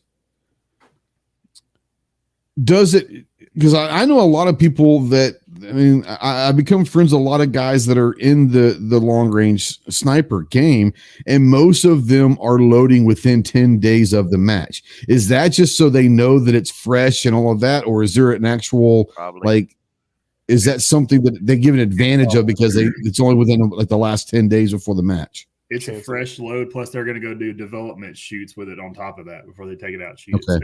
They're going to know exactly what it's doing before they take it somewhere. Yep. Right. Any major match shooter is going to do the same thing. Yeah. So your factory ammo is the same thing, right? If you shoot the factory ammo at sea level and then you go up into the mountains somewhere, factory ammo is going to shoot different too. So it has no bearing on the reloading. What Chase was getting at is you need to know once you dial in your load, you get out to the range and it's dialed in and it's nailing. Then you want to take all that. You want to take all that dope information, right? Yeah. And then you want to, okay, well, I'm going here, and it's this much more hotter and the elevation is this much higher. And so then you're not going to change the recipe. You're just going to have to change how it's going to perform possibly in those different conditions. You're going to have to change your scope. It's going to hit in a different spot. So you're going to have to read zero. But you're not talking about adjusting the recipe. The recipe stays. Yeah, once you get your recipe down, once you got it dialed in, you know this is what's working in my rifle. Okay, I got you. Once you go to your zero, you need to have all those variables recorded so you can use that to figure out where you're at. That's going to be the best. That's typically going to be the best load for your rifle, regardless of the condition you're in. You know what I mean? At this point, you're just changing your zeros and your point of aim is not going to point of aim is not going to equal point of impact. Yeah. That's the only thing. Absolutely. Okay. Yeah, well, it may be dead on for you right now in Arkansas. You go to other side of Montana in some elevation, and you're 3 minutes off, say, and lighter air and all that stuff. Yeah. But if you're shooting 2-inch groups with it, you should still be shooting 2-inch groups with it. It's just going to be not in the same spot. Right. Yeah.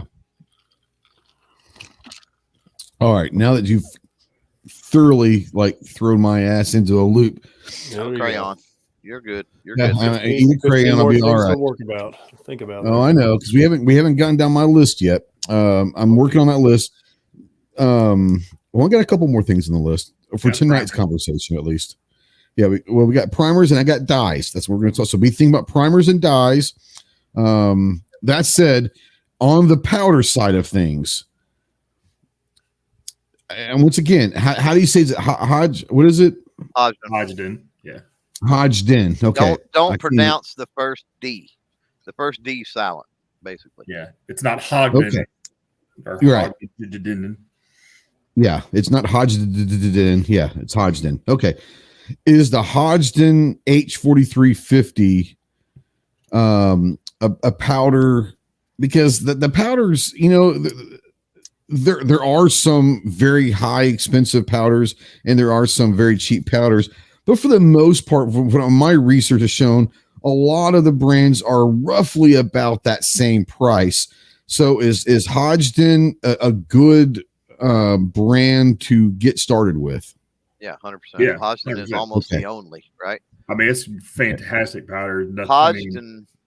Hodgdon makes the IMR, the Alliant, right? Yeah, they make that. They do the Hornady specific stuff is built by them. Winchester powder is also Hodgdon. Hodgdon makes a lot of different sub brands, if you will, right? They're like the Vista of gunpowder. Yeah, that's a good analogy. I got you. Yeah. Okay, I got you. Yeah. I got you. And so you really, other than Ramshot, is there any others? I mean, there's some smaller companies, but as far as big ones, Chase, Hodgdon and Ramshot. Who? So it's really those, and then you get into the specialty stuff like Vitivori and all that. Vitivori, yep. Vitivori is pretty big too. Yeah, which I'm a big Vid fan, but again, that's not something you need to start with. So here's the thing: when you're talking Hodgdon, right, or honestly Ramshot too. Ramshot's pretty right there with it as far as price. Vitivori tends to be a little more expensive. Here's what affects your powders. It's not that this powder is a more expensive powder. It's the demand on the powder. Right. So if this caliber, this cartridge is the hot thing and everybody's loading for it, that powder is probably going to be more expensive. Right. Or there was a problem in the plant during the cycle of production that they produced this and they only produced a limited amount because of that problem. Right. And there isn't as much supply. And so therefore it's more expensive. So that's where also knowing you have some alternatives come into play. So not just working up a load with one powder, but actually maybe working with, once you find that one, do that one for sure.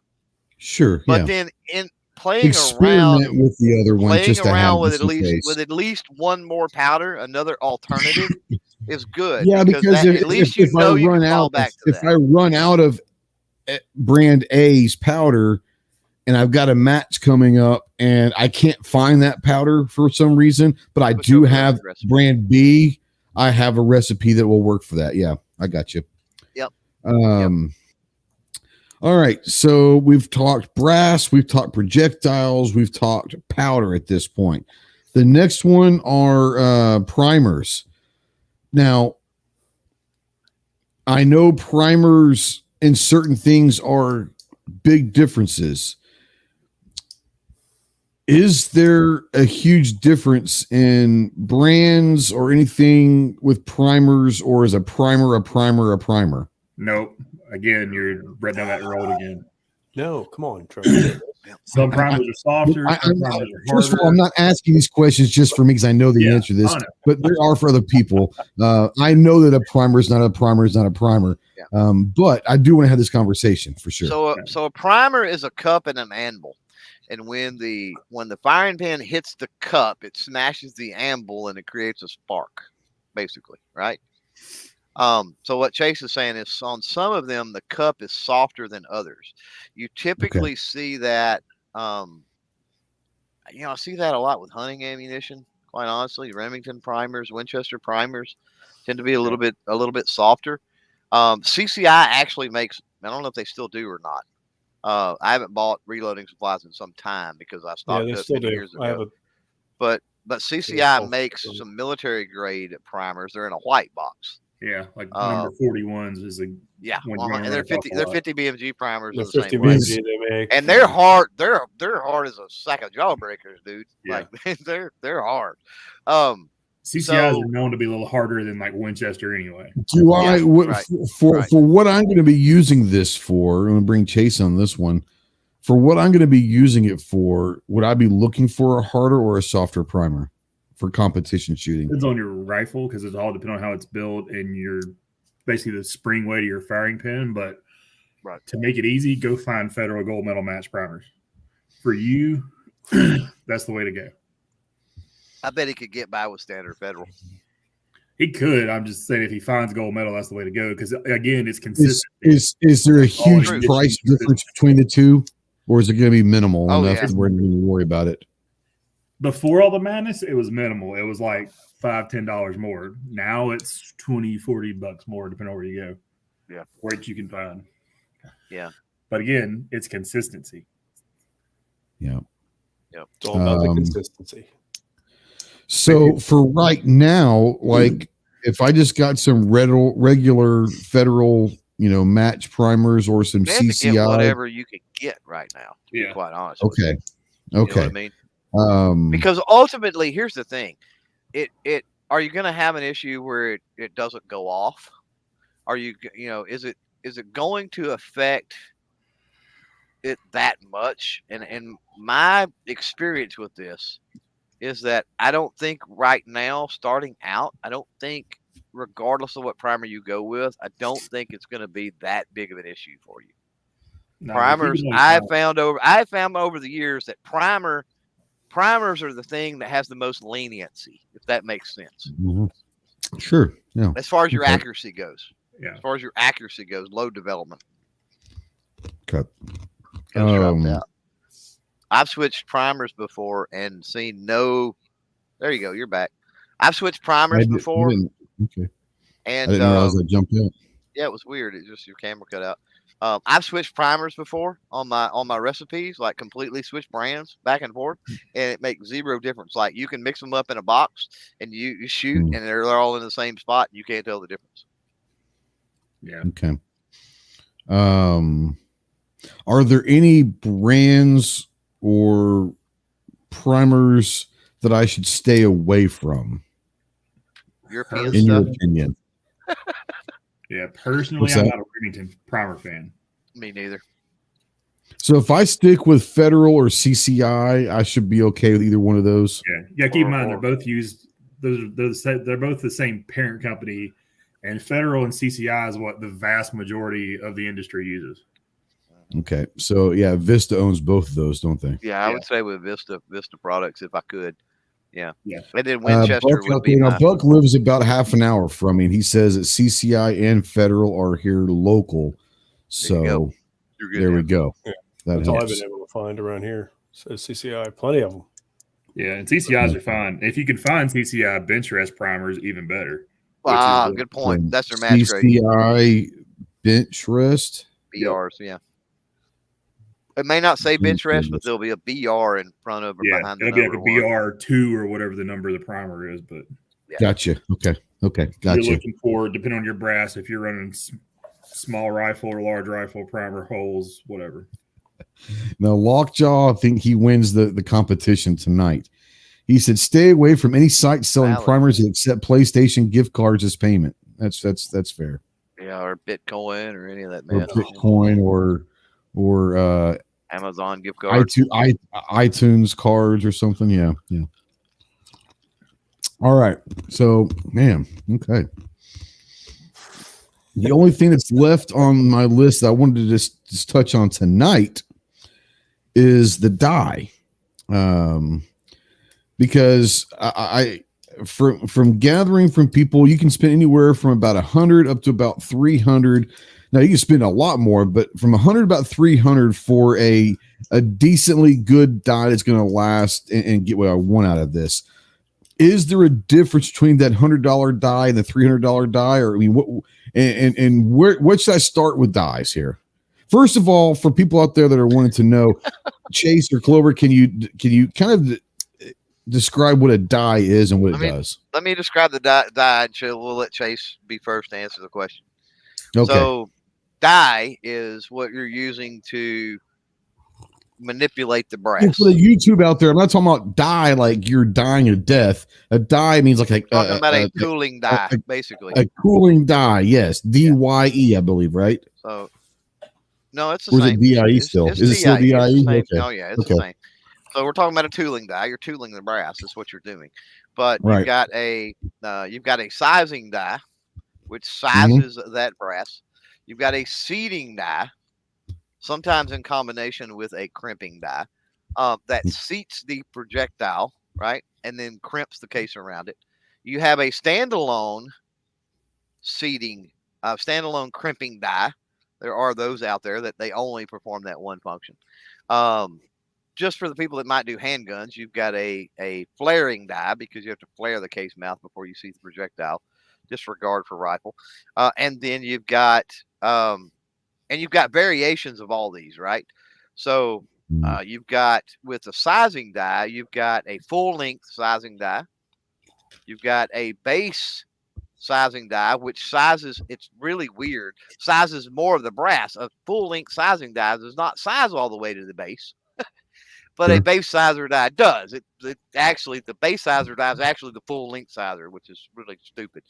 And then you've got a neck sizing die. You've got bushing dies. You've got different types of sizing dies, and that's how precise and everything you want to size that brass. It's going to depend on, which one of those you choose, and then also how little you probably want to. The least you can manipulate that brass, the longer that brass is going to last, right? So obviously, if you're going to shoot it in the same rifle, this, that, and the other, then sizing that's probably going to look like. But that's what dies do. Dies are a tooling die used to tool the brass. Go, Chase. Now your recommendations and thoughts. Yeah. And I've never spent more than like $60 or $70, maybe at most, on a die. But go ahead, Chase. Well, I'm also saying these are maybe like current day prices. I don't know. I'm just going by. First of all, real quick, Chase, because I know Clover's already interrupted you, but I'm going to interrupt you one more time. Lockjaw says, get on the Reloading Discord channel. So I have been invited to this Discord channel. It's Reloading, and I'm a part of this thing. I literally had to turn the notifications off because I was getting thousands a day, like legit. So I go and check it, but the notifications are not coming back on because that thing will drive me crazy. But yes, I am a part of that. Buddy on my team, RSF guys, invited me to that Discord thing, and it's awesome. But man, a lot of the notifications will just drive you nuts. Buck says, what kind of press are you looking for? Right now, Buck, I'm not looking to get into a press. I'm going to be hopefully using friends of mine presses so that I don't have to get into that right away. I'll make that. I can go do that later down the line. One less thing we have to talk about tonight, too. One less we got to talk about tonight. I will say that, Clover, you said that I need to get, if I'm looking at a press, it wouldn't be not a single stage. What did you call it? I wouldn't go progressive. I would go with either a single stage or a turret for what. Oh, it is a single stage. Okay. Yeah. Precision, or a turret. Yeah, or a turret. For precision, honestly. Single stage or a turret. A turret's nice because it's all pre-set up, but you don't need a progressive for that. Progressive, you're going to crank out a bunch of 9mm, different animal. Right. Progressive is more of a range type situation, or maybe if you were shooting somebody. I get a 740 or something. Yeah. I'm just, yeah, it is what it is. All right. So Chase, talk to me about dies. For someone in my position, knowing what I'm going to be doing, what kind of dies do I need to be looking for? Are there brands in specific that I should be looking for, or what? Honestly, for what you're looking for, the best stuff for the money is going to be the Hornady precision dies, the match dies. That's what I was going to say. Yep. I would do the match dies with the micrometer. Personally, I was going to say that too. The Hornady match dies. Yeah. Yep.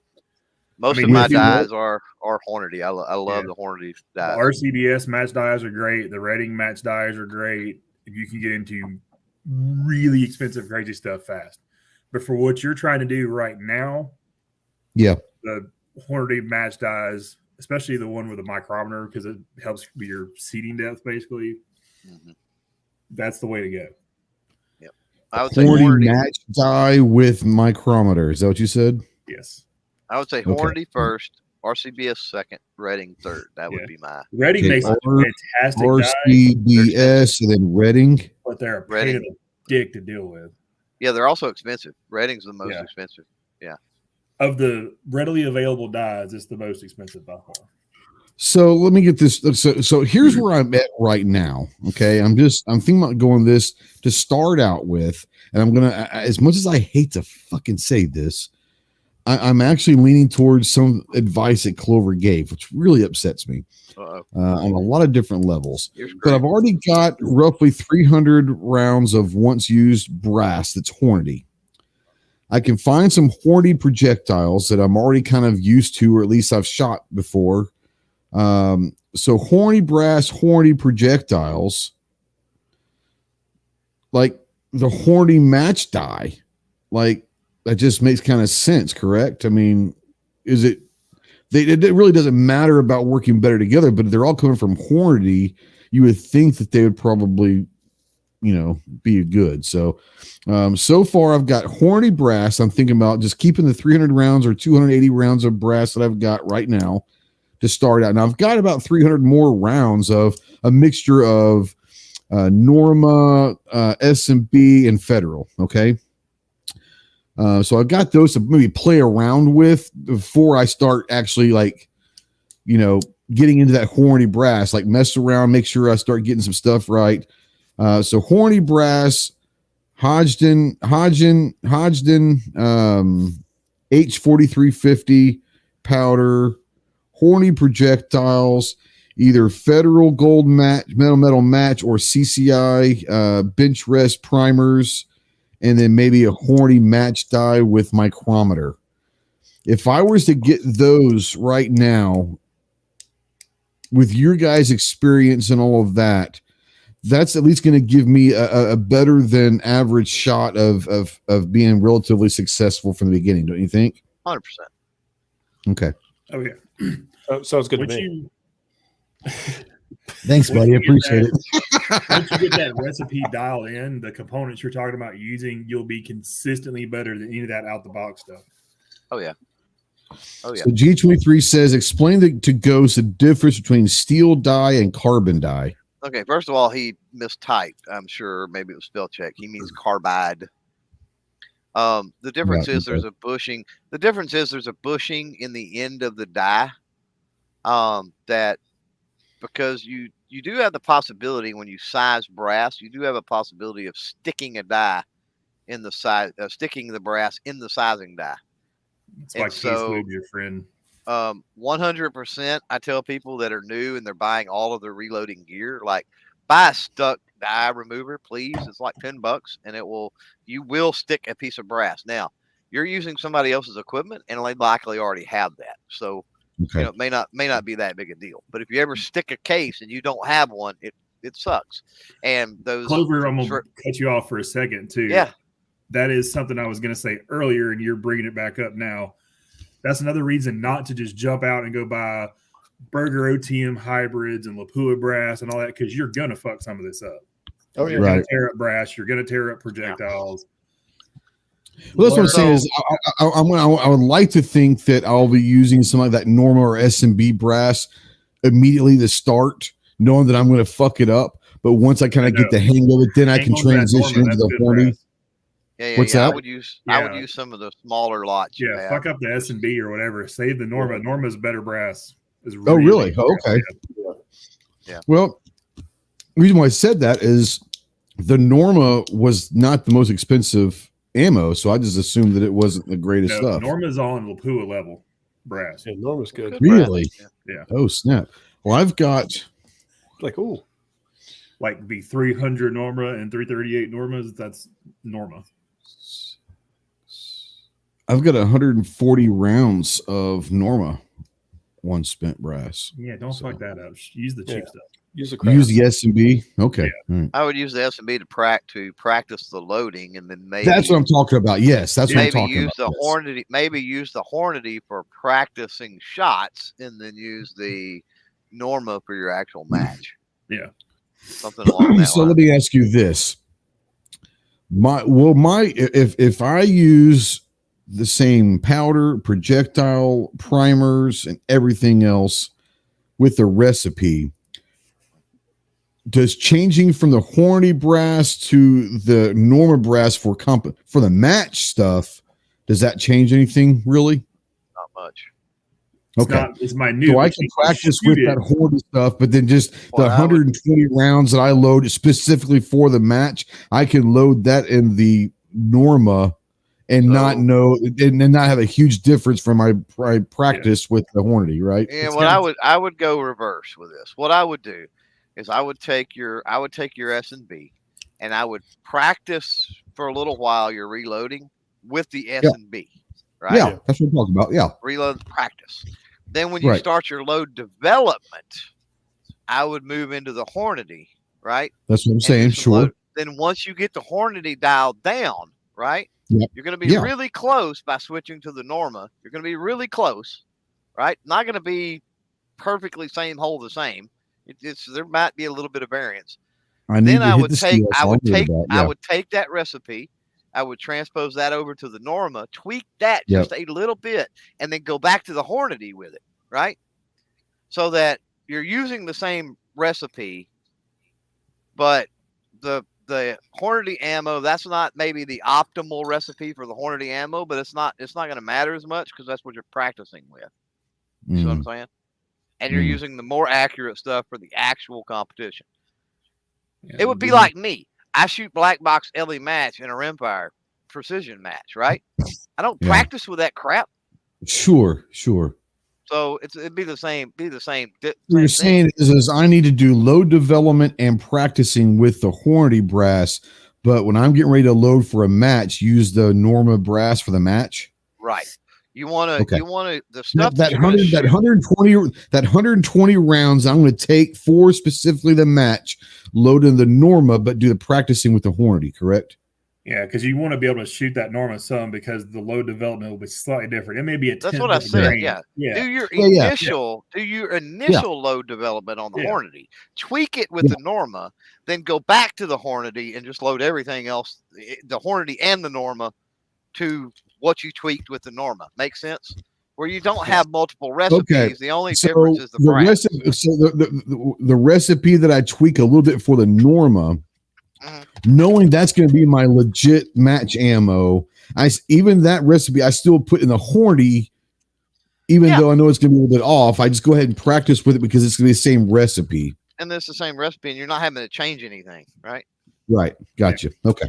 Gotcha. The only thing you're going to do is, you look for any pressure signs or whatever, but like a small tweak, like a 1/10 of a grain, is not going to be that huge of a difference. Yep. Right. It's not going to be. It's not going to be enough. Not with practice. It's not really not. Now, Lockjaw wants to know what's a good brass trimmer to get. Looking for something easy to switch calibers and length. Not happy with my Lyman. Oh, I love Forster. Forster's awesome too. Yeah. I love Forster stuff. Love it. Forster. And what'd you say, Chase? And Forster or Dillon's a way to go. Dillon's okay. Spend the money and be done with it. Forster has so many accessories and and things for their stuff over the years. I picked it up used and this, that, and the other. I think I have everything Forster offers for their stuff. They even have a holler pointing setup that you can put for your cast projectiles. If you cast bullets, that you can clamp your cast projectile in there and hollow point it. It's so cool. Oh wow, that's interesting. Yeah. Bug says need to get a chronograph. Well, I've got a chronograph. It's old. It's probably 10, 12 years old. So I probably will get a new one just so that I know that everything's fresh and all of that for this. Yeah, you can get those for pretty cheap. So less than $100 or around $100. Around $100. Yeah. When you get super serious and grow up one day, then I'll show you some cool stuff. Like the older. My growing days have been over since a long time ago. Yeah, I was going to say exactly. You're going to get into magnetic chronographs basically, and you're going to get into Doppler radars. I had an older. Like way back in the day, and they've come back. You feel me, TJ, right? You feel me. They're trying to spend my fucking money is what they're trying to do. That's all they're trying to do. No idea, dude. Spend my money, dude. Just calm down. Once you get addicted to it, it's a sickness, and you'll go. That's what I'm worried about. Yeah. That's what I'm worried about. Is we should have a full conversation on the addiction to this thing. Here's the thing: the proof is in the holes on the paper, right? Basically, at the end of the day. There's a very good possibility that I suck bad enough to where none of this is going to fucking matter. Yeah, you could screw up the first batch and be like, I'm out. I'm done. All you're the case of it. Awesome. All you're checking, all you're going to need a chrono for, and a cheap chrono is plenty good enough for it. It really is. More than anything, what you're checking for with that in combination with visual inspection on the brass is like pressure signs. Right. You're going to have some deviation on any cheaper chronograph. Sure. But the holes in the paper are going to tell a different story. So if you're showing, like 5 to 10, 15 feet per second, even difference on your chrono, very likely you're going to see zero difference on the paper. Yeah. It's negligible. And what you're going to do is when you're doing your data, like run your load, like your tables, all that stuff, you just write all that shit down, average it out, and then you know what your average speed is, and then you go. Right. Yeah. If you want to get super precise, but that's where like the lab radars and all that shit comes in, and you can get that data at extended ranges that way. Well, and the goal is to minimize deviation, right? So more than the average, you're going to look at the deviation, right? And so you take all of those out and you go, okay, what's my highest, what's my lowest in this string, right? Of 5 rounds or whatever it is. Oh, you're a math guy. You're working off the standard deviation. It's 10 feet per second. I want to try to get that from 10 down to 5 feet a second, or I want to do this, or I want to do that, right? So you go up a half grain, you go down a half grain, you seed a little deeper or a little more shallow, or whatever, right? And then to work it out that way and see how close you can get that deviation. But again, I mean, you can be quite a bit off feet per second and be in the same hole. Now I'm speaking at 100, 150 yards. Maybe not at 1,000 yards. I mean you're still going to be on target. You're still going to be on target.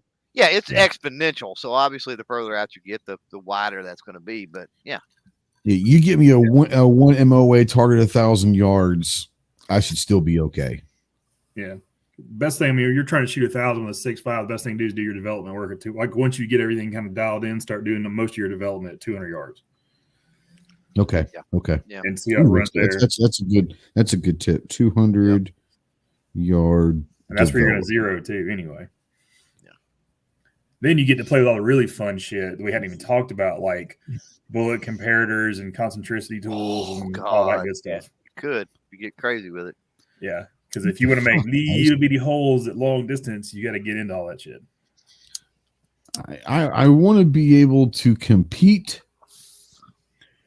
and have fun doing it right now. You know me, guys. I am that guy that will cut your fucking throat when I'm playing, freaking marbles. Yeah. There probably will come a point that I will switch gears into like, all right, I want to start going for some national shit. I'm not saying I want to win nationals, but I want to I want to start, like qualifying for national events, stuff like that. At that point, yeah, I'm probably going to have to do a lot of things a little bit differently. But right now, I'm still trying to figure this shit out. Well, I really had a blast last year shooting a couple matches. Really had a blast doing that, and I wish I could shoot more. But like the ammo, and once again, this is the reason why I'm talking about starting to reload is the availability of consistently quality ammo that's not going to break the bank. Just going off the top of my head from what I've been looking through here while y'all are talking, I might be able to. Depending on quantities that I do, I was doing some math here. I'm looking at about $1.25 a round. Now, once again, I found some different stuff, some cheaper stuff for about $1.05 lately, but that's cheaper stuff. The cheapest match grade stuff I found is about $1.60.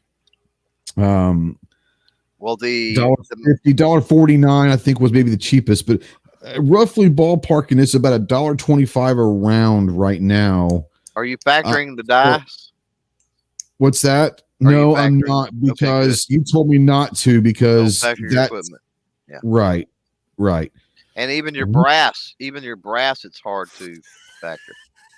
I agree. Thank you, by the way, buddy. But yeah, total gobbledygook. Absolutely 100%.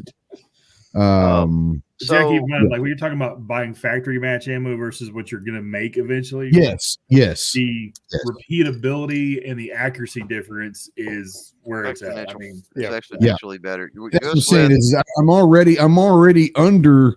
If my math is right, you're going to be under $1 a round. You're going to be under about $1 a round. I'm going to be about $1 a round. Yeah, when it's all said and done, I'm going to be about $1 a round for match grade to my rifle specifications, and that's awesome. So yeah, I'm excited about that, because more important, not just because it's cheaper, but once again, if I get a friend of mine saying, hey, there's a matchup in Missouri this weekend or next weekend, you want to go, and I don't have the ammo, yeah, I can go. Hey man, can I borrow your press one night? I need to go, get a couple hundred rounds made or up, work it up, load it up ahead of time, and you're ready to go. I'm done. Well, yeah, I'm just saying, like, worst case scenario is if I'm 10 days out from a match and I get a call, hey, you want to go to this match, and I can't find ammo online, or it's crazy ass high right now, or whatever the reason is, I might have to say no. Now I'll be like, I think I've got everything out there for 150 rounds. Yeah, I'm good. Let me go make this, and I'm ready to go. So that's what I'm looking for, because also the more I'm able to make and availability of quality ammo, well, what's that going to do? That's going to allow me to go and practice more at the range, and get better at my craft and shooting, and just having fun shooting my rifle, than having to worry about, man, I need 120 rounds for this match, which means I need about another 50 to 60 to 100 to get ready for this match. Man, I can't find 250, 300 rounds right now. Right. You know what I'm saying? So this is going to give me options. I think real quick. I'm sorry. Yeah. I will forget this, and you know me, I do forget things. So we were talking earlier about, once I got like the Norma brass recipe dialed down, use that same recipe for the Hornady, right? Correct. What if I want to go back and use, just for getting some rounds at the range, just getting used to, maybe I get a new scope, or I need to get rings or whatever, and I need to get some shots down, and I want to use like the S&B brass, so I don't spin the Hornady or the Norma brass, just for going to the range and plinking almost. Yeah. Can I still use that same recipe with like cheaper quality brass without making a huge difference, just to shoot? The deviation is or the difference is gonna be negligible, minimal. It's not gonna be huge. Yeah, minimal. It's not gonna be huge. You can absolutely do that. Cool. Right. But as you step through this, here's the thing: record keeping. Right. So as you step through this, as you're learning to reload, every shot I've got data. Yeah. As you're learning to reload and you're reloading that S&B, you're recording that data. Right. Oh yeah, absolutely. Then you move into the Hornady, right, and you start doing the load development there. You're recording that data. Then you move into the Norma. You tweak the Hornady recipe for the Norma. It wasn't Norma. It was Norma. Then Norma, yeah. you know, then you fall. You can, like I said, you can fall back to the Hornady and just have one consistent recipe. But you don't have to do that because you've got that load data, right? Yeah. Now that's gonna be, you know, measuring potentially different powder, or maybe there's a little difference in sizing or seeding depth, or there's a little, you know what I'm saying? And so it's quicker and easier if you just bang, if it's not that much of a difference between the three brasses, to just go with all three. Yeah, you can't see it. My list, you can't see it's all bright with the light and all that. What I was going to say is you talk about, a match is coming up and I've got to go over there and load some stuff. I think you're going to realize once you get into this, like I said, super easy, barely an inconvenience for you, especially. Once you get into this, you're going to realize, man, I can bang out 200, 250, 300 rounds literally during a football game or whatever. Oh, right? Yeah. Once you know what you're doing, you have your recipe, you know, your dies are set up and everything else. And you're never going to be, I mean, somebody can call and say, hey, match tomorrow, or you're in, and you're like, yeah, because you've got 200, 300, 500 rounds already sitting there. And it's not hard to go knock out 100 rounds real quick to shoot a course of fire or something. No, I mean, I could load. I mean, I don't even go hunting anymore. That, you know, I will very rarely do I have a box of anything sitting around, and I just goes like, hey, you want to go hunting tomorrow night or this weekend? And I'm like, yeah. And I jump over there on the press, and I got all my data, I got all my stuff. I'll jump over there and load, 20, 30 rounds, whatever. It don't take that long. Yeah. Like we were talking about good albums the other night. Yeah. Literally go in your room, close yourself off, turn on some Dark Side of the Moon, and I'm ready to go. Yeah. Crank them out without even realizing how fast you did it. Like once you get used to doing it. I do that all the time. In fact, that's the drawback of a progressive press, is you will get into such a trance and a rhythm of that. If something goes wonky because it's one handle, you're doing four different things, right? Yeah. And you end up, overcharging the powder or undercharging powder, or something wonky goes on, right? So, that's one of the draw. But if you're using single stage or turret, you're doing those steps one at a time. So you're, the odds of that happening on that. Yeah. You don't have things. So, with a progressive, let's say my Dillon 550, there's 4 dies in the top. Well, when I pull the handle, it does 4 things at one time. It does 4 different things. You're only doing one thing at a time. Even with a turret, even though you have everything in the turret head, you have to turn that manually and move to the next step. So, you're still doing everything one at a time. So the odds of that happening, pretty slim. He really needs, like when he grows up a little bit, like a Forster coax turret. That's true. The coax are really, really solid. They're nice. They're so nice. You're a big boy, I will say this: if you have especially you're starting out, you don't have a ton of experience on some type of a progressive. If you run, I have zero experience on all so presses. Here's the thing: if you're ever using a progressive, and this is just safety I've tip, been there when people are doing it, but I've never pulled the handle or lever or whatever. Never done it. So I talked about having Galloway Precision, hopefully on tomorrow on the podcast. They saved my bacon. I swear by this. My Ruger LCP had a bunch of upgrades, including recoil guide rod and all that, right? From Galloway Precision. I was loading one of the very first time. It may have been the very first time I loaded on my 550. I was loading 380. I had a snafu, right? The radio was on. I was in a rhythm, that type of thing. And I had a snafu. And, I thought I figured out what it was. Something hung up, and okay. And I kept going, So I get out and I'm shooting that ammo, and I overcharged the freaking 380. Ooh, that could have bad. It was like a 9mm, wasn't it? It went boom. It didn't go bang. Yeah, it was right. I like to mess. Well, I did mess myself, I think, a little bit. And I swear to this day, had it not had all the upgraded parts, that LCP would have come apart. I mean, it was that much of a difference between a normal load and what went off. From that point forward, anytime anything goes wrong, when I'm in the progressive, pulling the handle in and something hiccups or whatever, I stop. I completely clear everything off the carrier on the press and start over. It all goes in a bucket. I'll pull it apart and whatever later. All that goes in a bucket. Check everything. Start over. every single time, because it is not worth it in the end. It's not worth the risk. With a single stage or a turret, you have so much less likelihood of doing something like that because you're only working one stage at a time. Anybody that's ran a progressive more than 5 minutes, you're going to either double charge around or you're going to not charge around at all, and you're going to have a squib or you're going to have a hot load. There's just no two ways about it. Yeah. Yep. See, that's what I did. Buck says Clover invented super carry.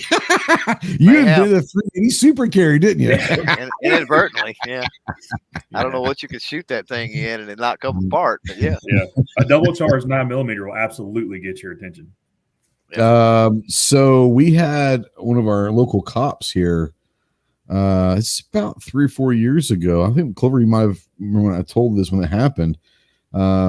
He was shooting a Glock 23. Well, he was already wrong there. Smith. I know he's 40 Smith, but he had a double charge 40, and it blew part of his hand off. Yeah. Like good. His thumb was like hanging. They had to reattach. Obviously, his career is much different now, but yeah, like they had to reattach his thumb. That thing just exploded in his hand. Supported barrels in 10 He's lucky he didn't lose his eyesight and all that. Luckily, he had his eye protection on. Right. But he could have lost his eyesight or all sorts of stuff, you know. Oh yeah. I mean, there's plenty of where guys will, shoot, Cousin Eddie's pissing hot fucking reloads because they don't know what they're doing. They, blow their fucking hands off. Rifles blow up in their face. Cousin Eddie's pissing hot reloads. That should be, dude. That if you're ever gonna brand your own reloads, Cousin Eddie's pissing hot reloads. That's the title. That's the name right there. Especially if it's a 10mm, you would sell a ton of them. Oh yeah. Cousin Eddie's pissing hot reloads. Oh my god, that is the greatest ammo company name I've ever heard. Needs to be a patch at least. The thing is, I mean, but if you pay attention, right? Double check. If you're unsure, stop. Take a minute. Double check. A double 40 is an 80. Yeah. It's a fucking M80 in your hand. M80 in your hand. Yeah. Oh shit, that was good. That was good, G. Very nice. Yeah. All right. It's been 2 hours. Man, I really had this is, I wish you could see the light and all that. And my list is crazy, but Chase, Clover, thanks. Hey, TJ, thanks for being here with me. Whatsoever. Thanks. No, you were a help for me because I wasn't the only one that was like, huh? That's why I didn't want you to feel bad because I was like, oh, Trey's he's just like me. I was like, we have no idea. I'm going to be deer in the fucking headlights. I've had these conversations with some guys. But no, I really did enjoy this conversation, and we're going to talk about this a lot more, obviously, over the next couple of months and all that. If you have been in a live chat, there have been some great links put out there by Buck and G23 and other guys about some Lockjaw, some of these channels that are doing reloading chats or the Discord and all of that. Fix, good night, darling. Thank you very much for coming in. That's my homie girl right there. That's well, I'm not going to say who she's friends with, but because she may not like that. But my favorite weirdo out there. But thanks, Fix. Thanks for coming in, Semper Fi. Anyways, yeah, this has been really informative. If you've been out there, go check out some of those Discord channels, some YouTube channels, some of these chats. They're talking about on Friday nights and all of that. I know that at one point I was talking with Elfster 6 months or so ago, and Elfster's very, very knowledgeable. Elfster's Reloading channel. I'm not sure exactly what it's called, but I know it's Elfster's Reloading is in the channel name, so you can just do a quick YouTube search for that. It's great. I'm looking forward. Like I said, I'm gonna nerd out on this because I'm the kind of that guy. But I am really happy with the discussion that we had because now I at least have some places that I can go. So my goal is to, over the next couple weeks, go online and locally and find out what I can get some of these different components for. And then when I go to Tulsa in November, saying, I know I can get these for X amount in my local shop or online. What can I find at Tulsa and all of that? And maybe there's some deals to be had at Wanamaker. And then when I get back from that, So they'll probably be overpriced at Wanamaker's. They probably will, but there might be some stuff that aren't available online right now. That the only place I can get on would be at Wanamaker. You never know there. You never know. Yeah, you never know. But like I said, even if let's say I have to find primers at Wanamaker's, I can't find primers anywhere. But I know that primers online cost X amount. Then I can go to Wanamaker and say, well, that's pretty close. I mean, it's a little bit higher, but I can't get them anywhere else. I'll go ahead, or that's triple the price. I'll wait a couple weeks to see if my primers come back around, whatever. But I've got my game plan now to kind of go and start getting some of the components to where I can start doing this stuff. So I'm really excited about that. And trust me. Chase and Clover, you're going to get sick and tired of texts and calls about reloading. Too late. I know. Am I right, Chase? Too late. Yeah, already sick and tired of it, but it's only going to get worse, man. I'm just saying. What's that? It's way too late, but it's okay. They put up with me, and I appreciate them for putting up for me. They tolerate. Well, tolerates this might be stretching it. They still take my calls, which I guess in itself is a good thing. So, yeah. Mandatory Carry says, you love the abuse, Clover. He does. Let's do it. And G23 says, remember that online requires a hazmat fee. Now, is that something from nice, Chase? There you go. Is that something that are on all components, or just some of these components will be a hazmat? I know powder and primers. Like brass, you're not going to have to pay a hazmat for brass, are you? No, brass, projectiles, not projectiles. Okay. So we're talking primers and powder. Okay. The stuff that goes boom. I got you. All right. Basically, yeah. The only reason I know that is because I bought some online and I had to pay that's way more than I thought. Yeah. But we didn't know where you buy it. We didn't know where you buy it online. Are they like doubling the price, or is it? I mean, is it substantial? Was another $27.50. Yeah, it's like roughly $30 now. $30. Yeah. For the order. Basically, if you buy from like Midway or Mid-South Shooter Supply or Groff and Sons or one of those guys, most of them will let you get to a certain amount where hazmat's basically included.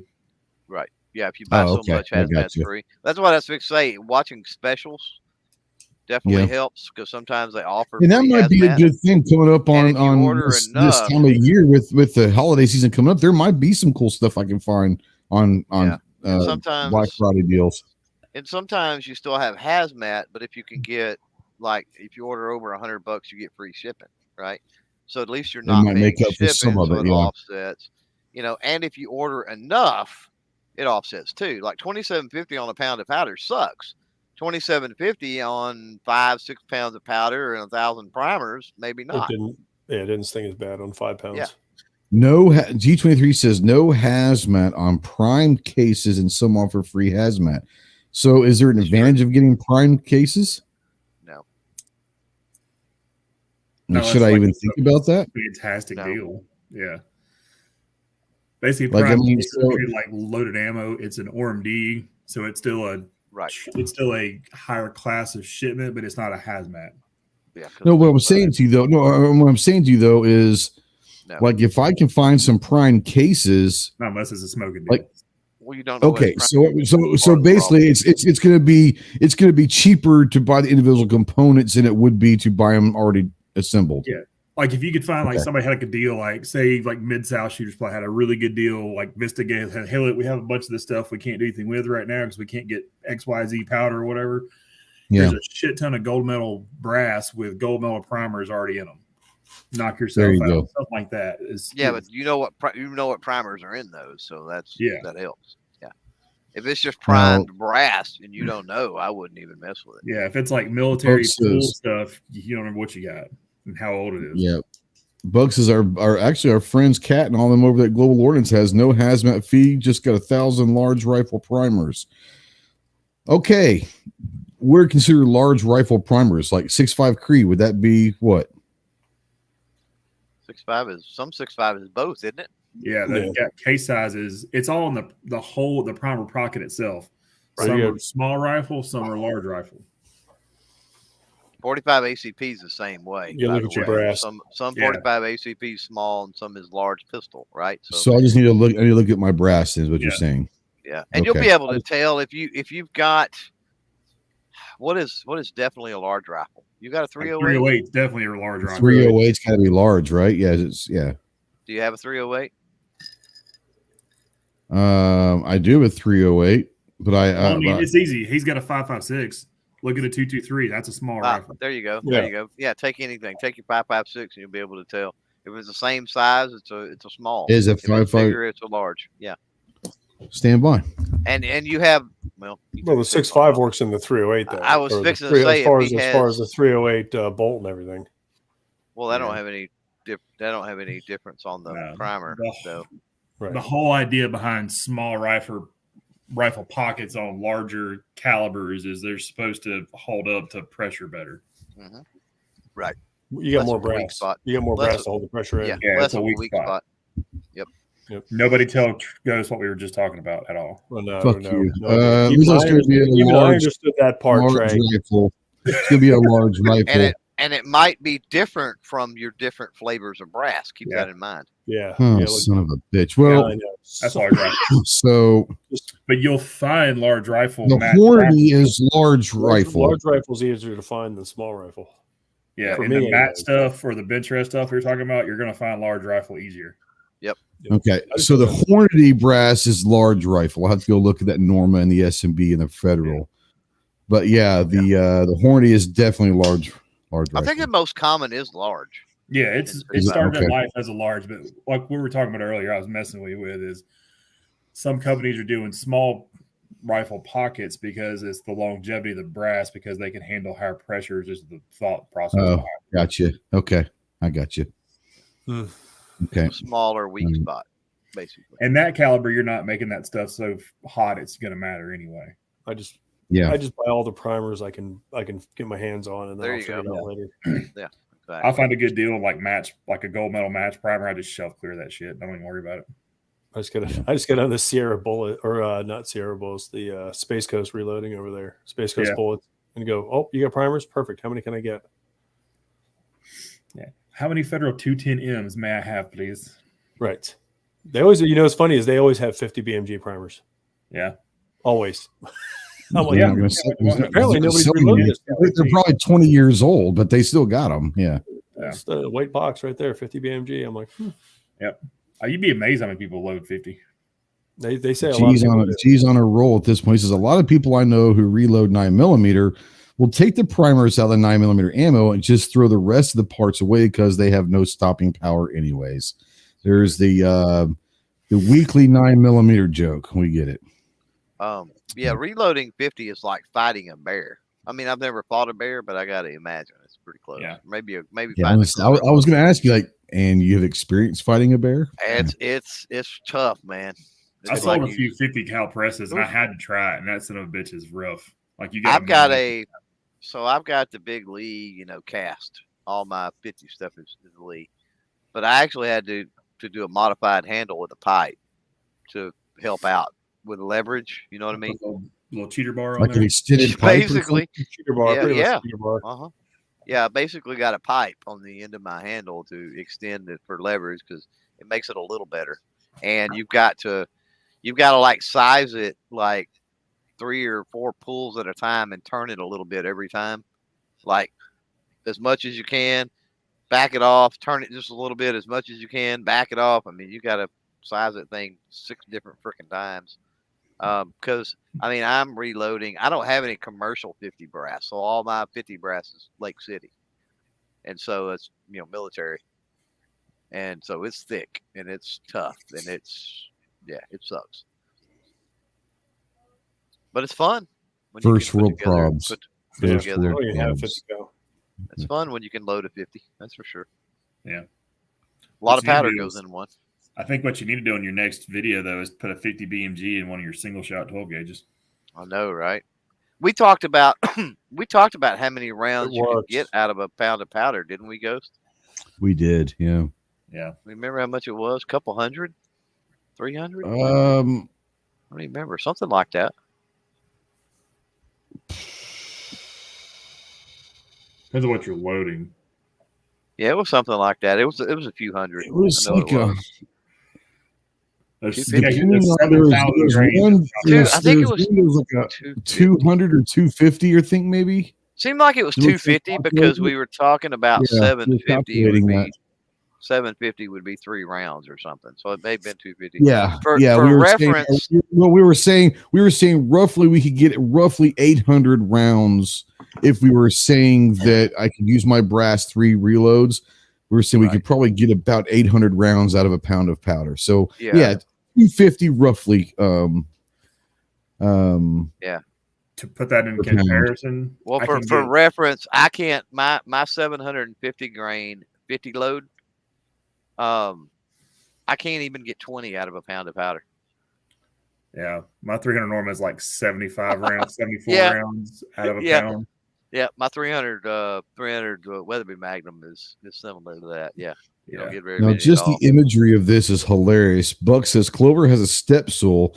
He runs up and jumps off and grabs the handle. Oh God, that would be a great video. Dude, that would be a short. If you could replicate that visual in a short, that would be awesome. Dude, I'm hanging on it, flailing around and hanging there. What I do is I got some lead boots that I wear. And so that helps. So I get up on the stool, and it's hard to get up there with those lead boots on, and I jump off as I'm grabbing the handle, and the lead and everything else helps, weight it down. It works. It works. Carolina there. Hola, ¿qué pasa? Bien, et tú? So there you go. All right. We're well over 2 hours, but it has been actually one of my favorite talks we've had in a long time. I learned a lot of shit tonight. And I make sure I wrote it all down because I'll forget it. The good thing about it is if I forget, I can always go back into replay and listen to what we talked about tonight. So, or just call TJ. Or just call TJ. I'm sure he wrote it all down too. I got it all figured out. He remembers it all. It's cool. I do. It's the power of that special Pepsi. Mm-hmm. That special Pepsi. It's magic Pepsi.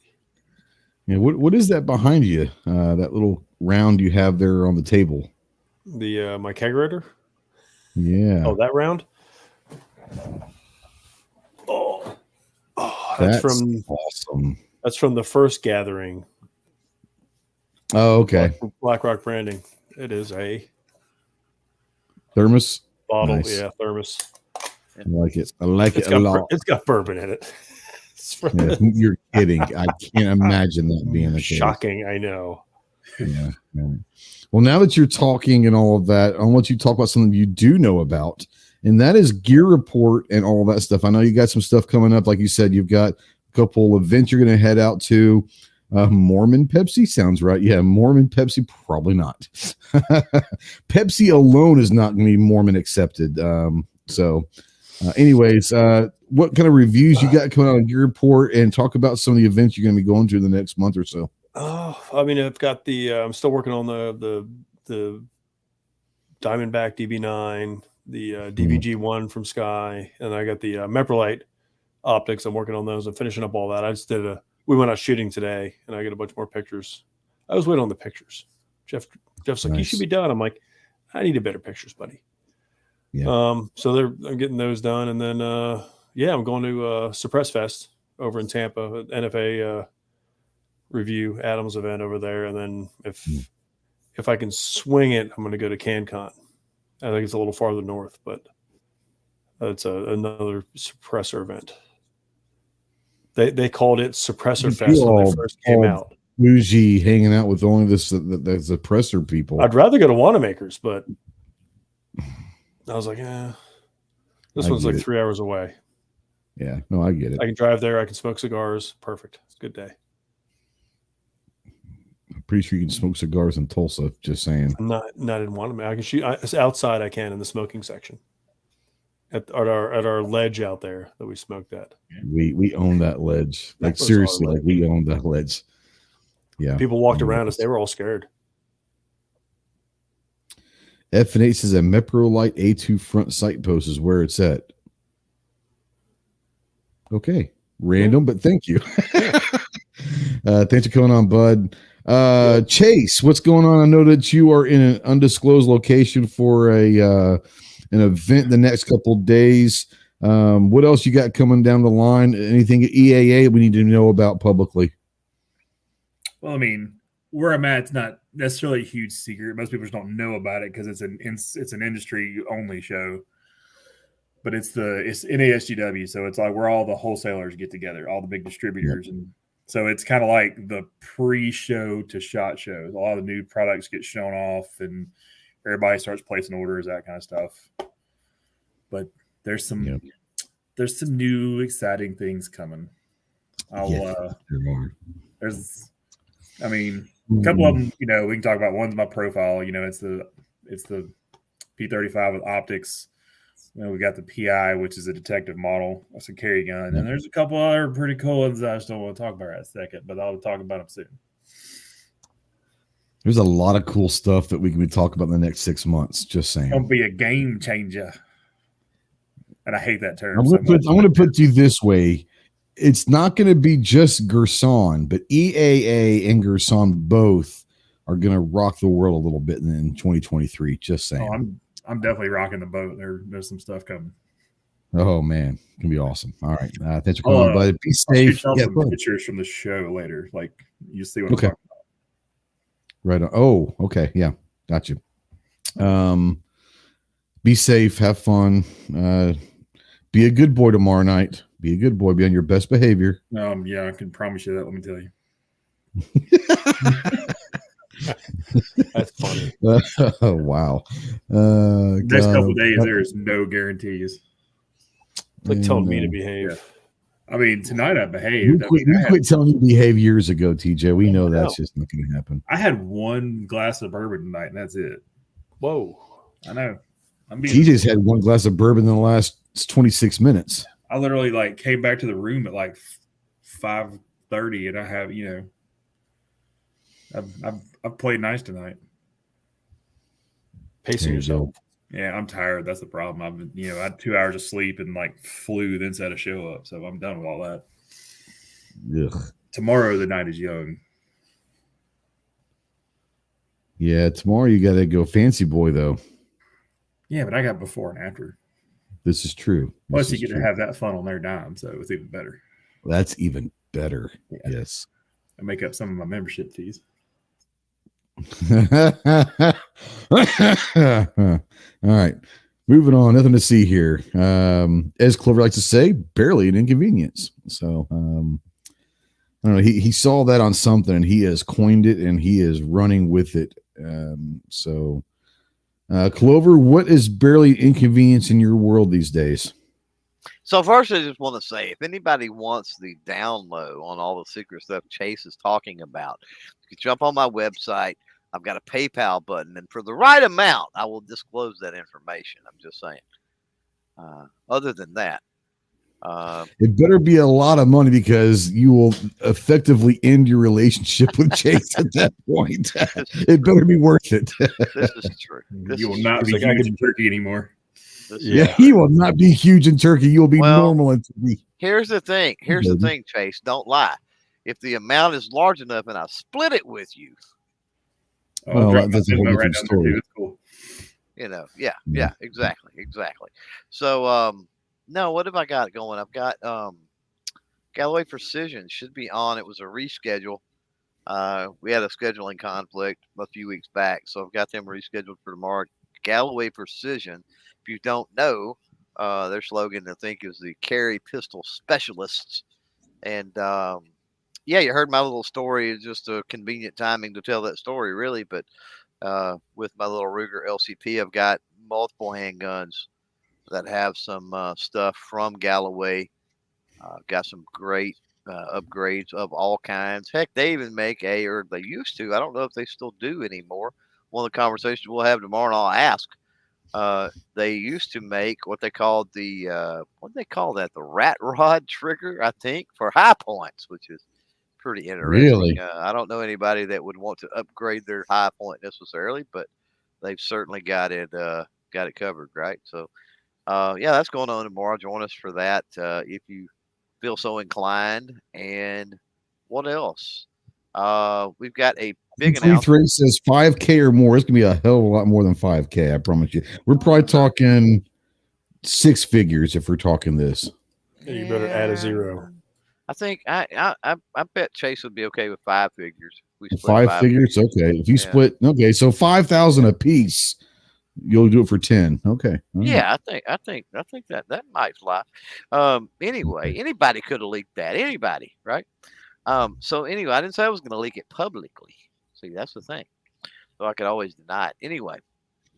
Except it's on. This is live. It's already.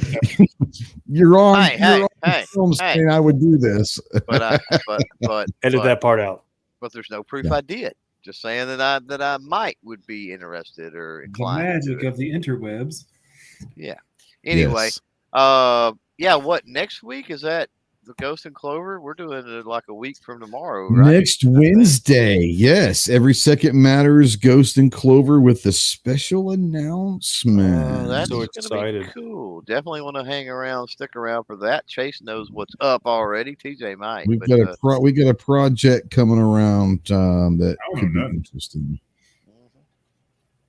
I think Chase will give that information out if you send him some PayPal money too. I think he probably give that out if you give him $1. True. Somebody starts sending me that out. If they start sending donations, I'll make them part of it. Right. Yeah, exactly. So PayPal. It says that cuts out my Philly cheesesteak from Tulsa. No. Oh, I can't wait for that. Cheesesteak. Oh my God. Is that horrible? It's horrible that part of the looking forward to going to the largest gun show in the world is a freaking Philly cheesesteak and a pulled pork sandwich. Part of the experience. I know. So mine is not just a Philly cheesesteak, but mine is Whataburger on Friday night because I don't have one here. This is true. So I get Whataburger Friday night and Saturday and Sunday. So if you're at Wanamaker, and I'm not saying that anybody out there wants to meet me, I'm not trying to say that shit. But if you want to know where I'm going to be, I can guarantee you on Saturday and Sunday at 11:30 where I will be, and that is in line for my Philly cheesesteak, and that is a ritual. Yeah, just it is the way it is. Unless they run out of cheese. Well, Sunday I will be in line at the pulled pork place. But, you do pulled pork on Sunday. I do Philly on both Saturday and Sunday. Yeah, typically. Yeah. And I put off the Philly cheesesteak for a while. I didn't for a long time. Now that's part of your ritual too. Oh, I wish I hadn't done too good that. to pass up all the years you missed out on. I know, right? It's all good. So good. It's all good. Anyway, so thank you guys for watching.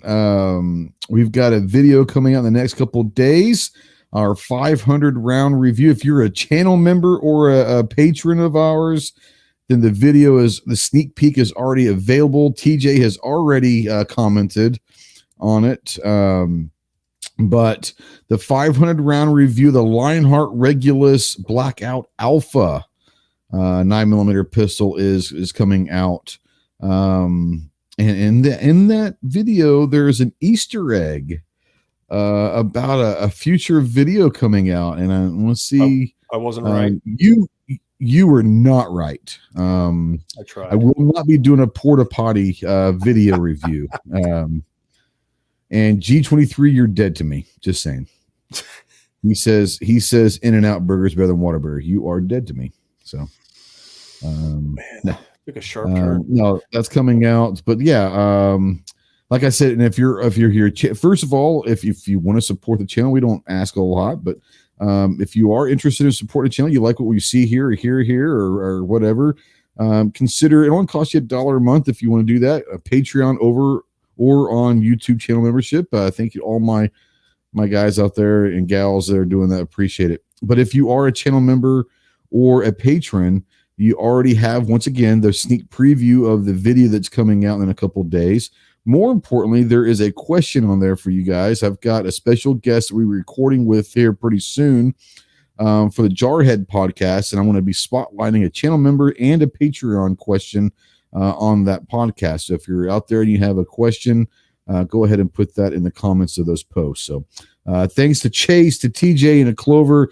Really do appreciate you guys hanging out. I learned a tremendous amount, and I know that Man, I tell you, this is just scratching, maybe not even the surface of what I'm going to have to jump into in this reloading game. We will have many, many more chats and discussions on reloading, especially as I start getting the components and start actually doing this. I'm going to have questions. I'm going to have a lot of growing pains, but thank you to everyone that's helping out so far. And thanks for watching and listening. We shall see you soon. Semper Fi.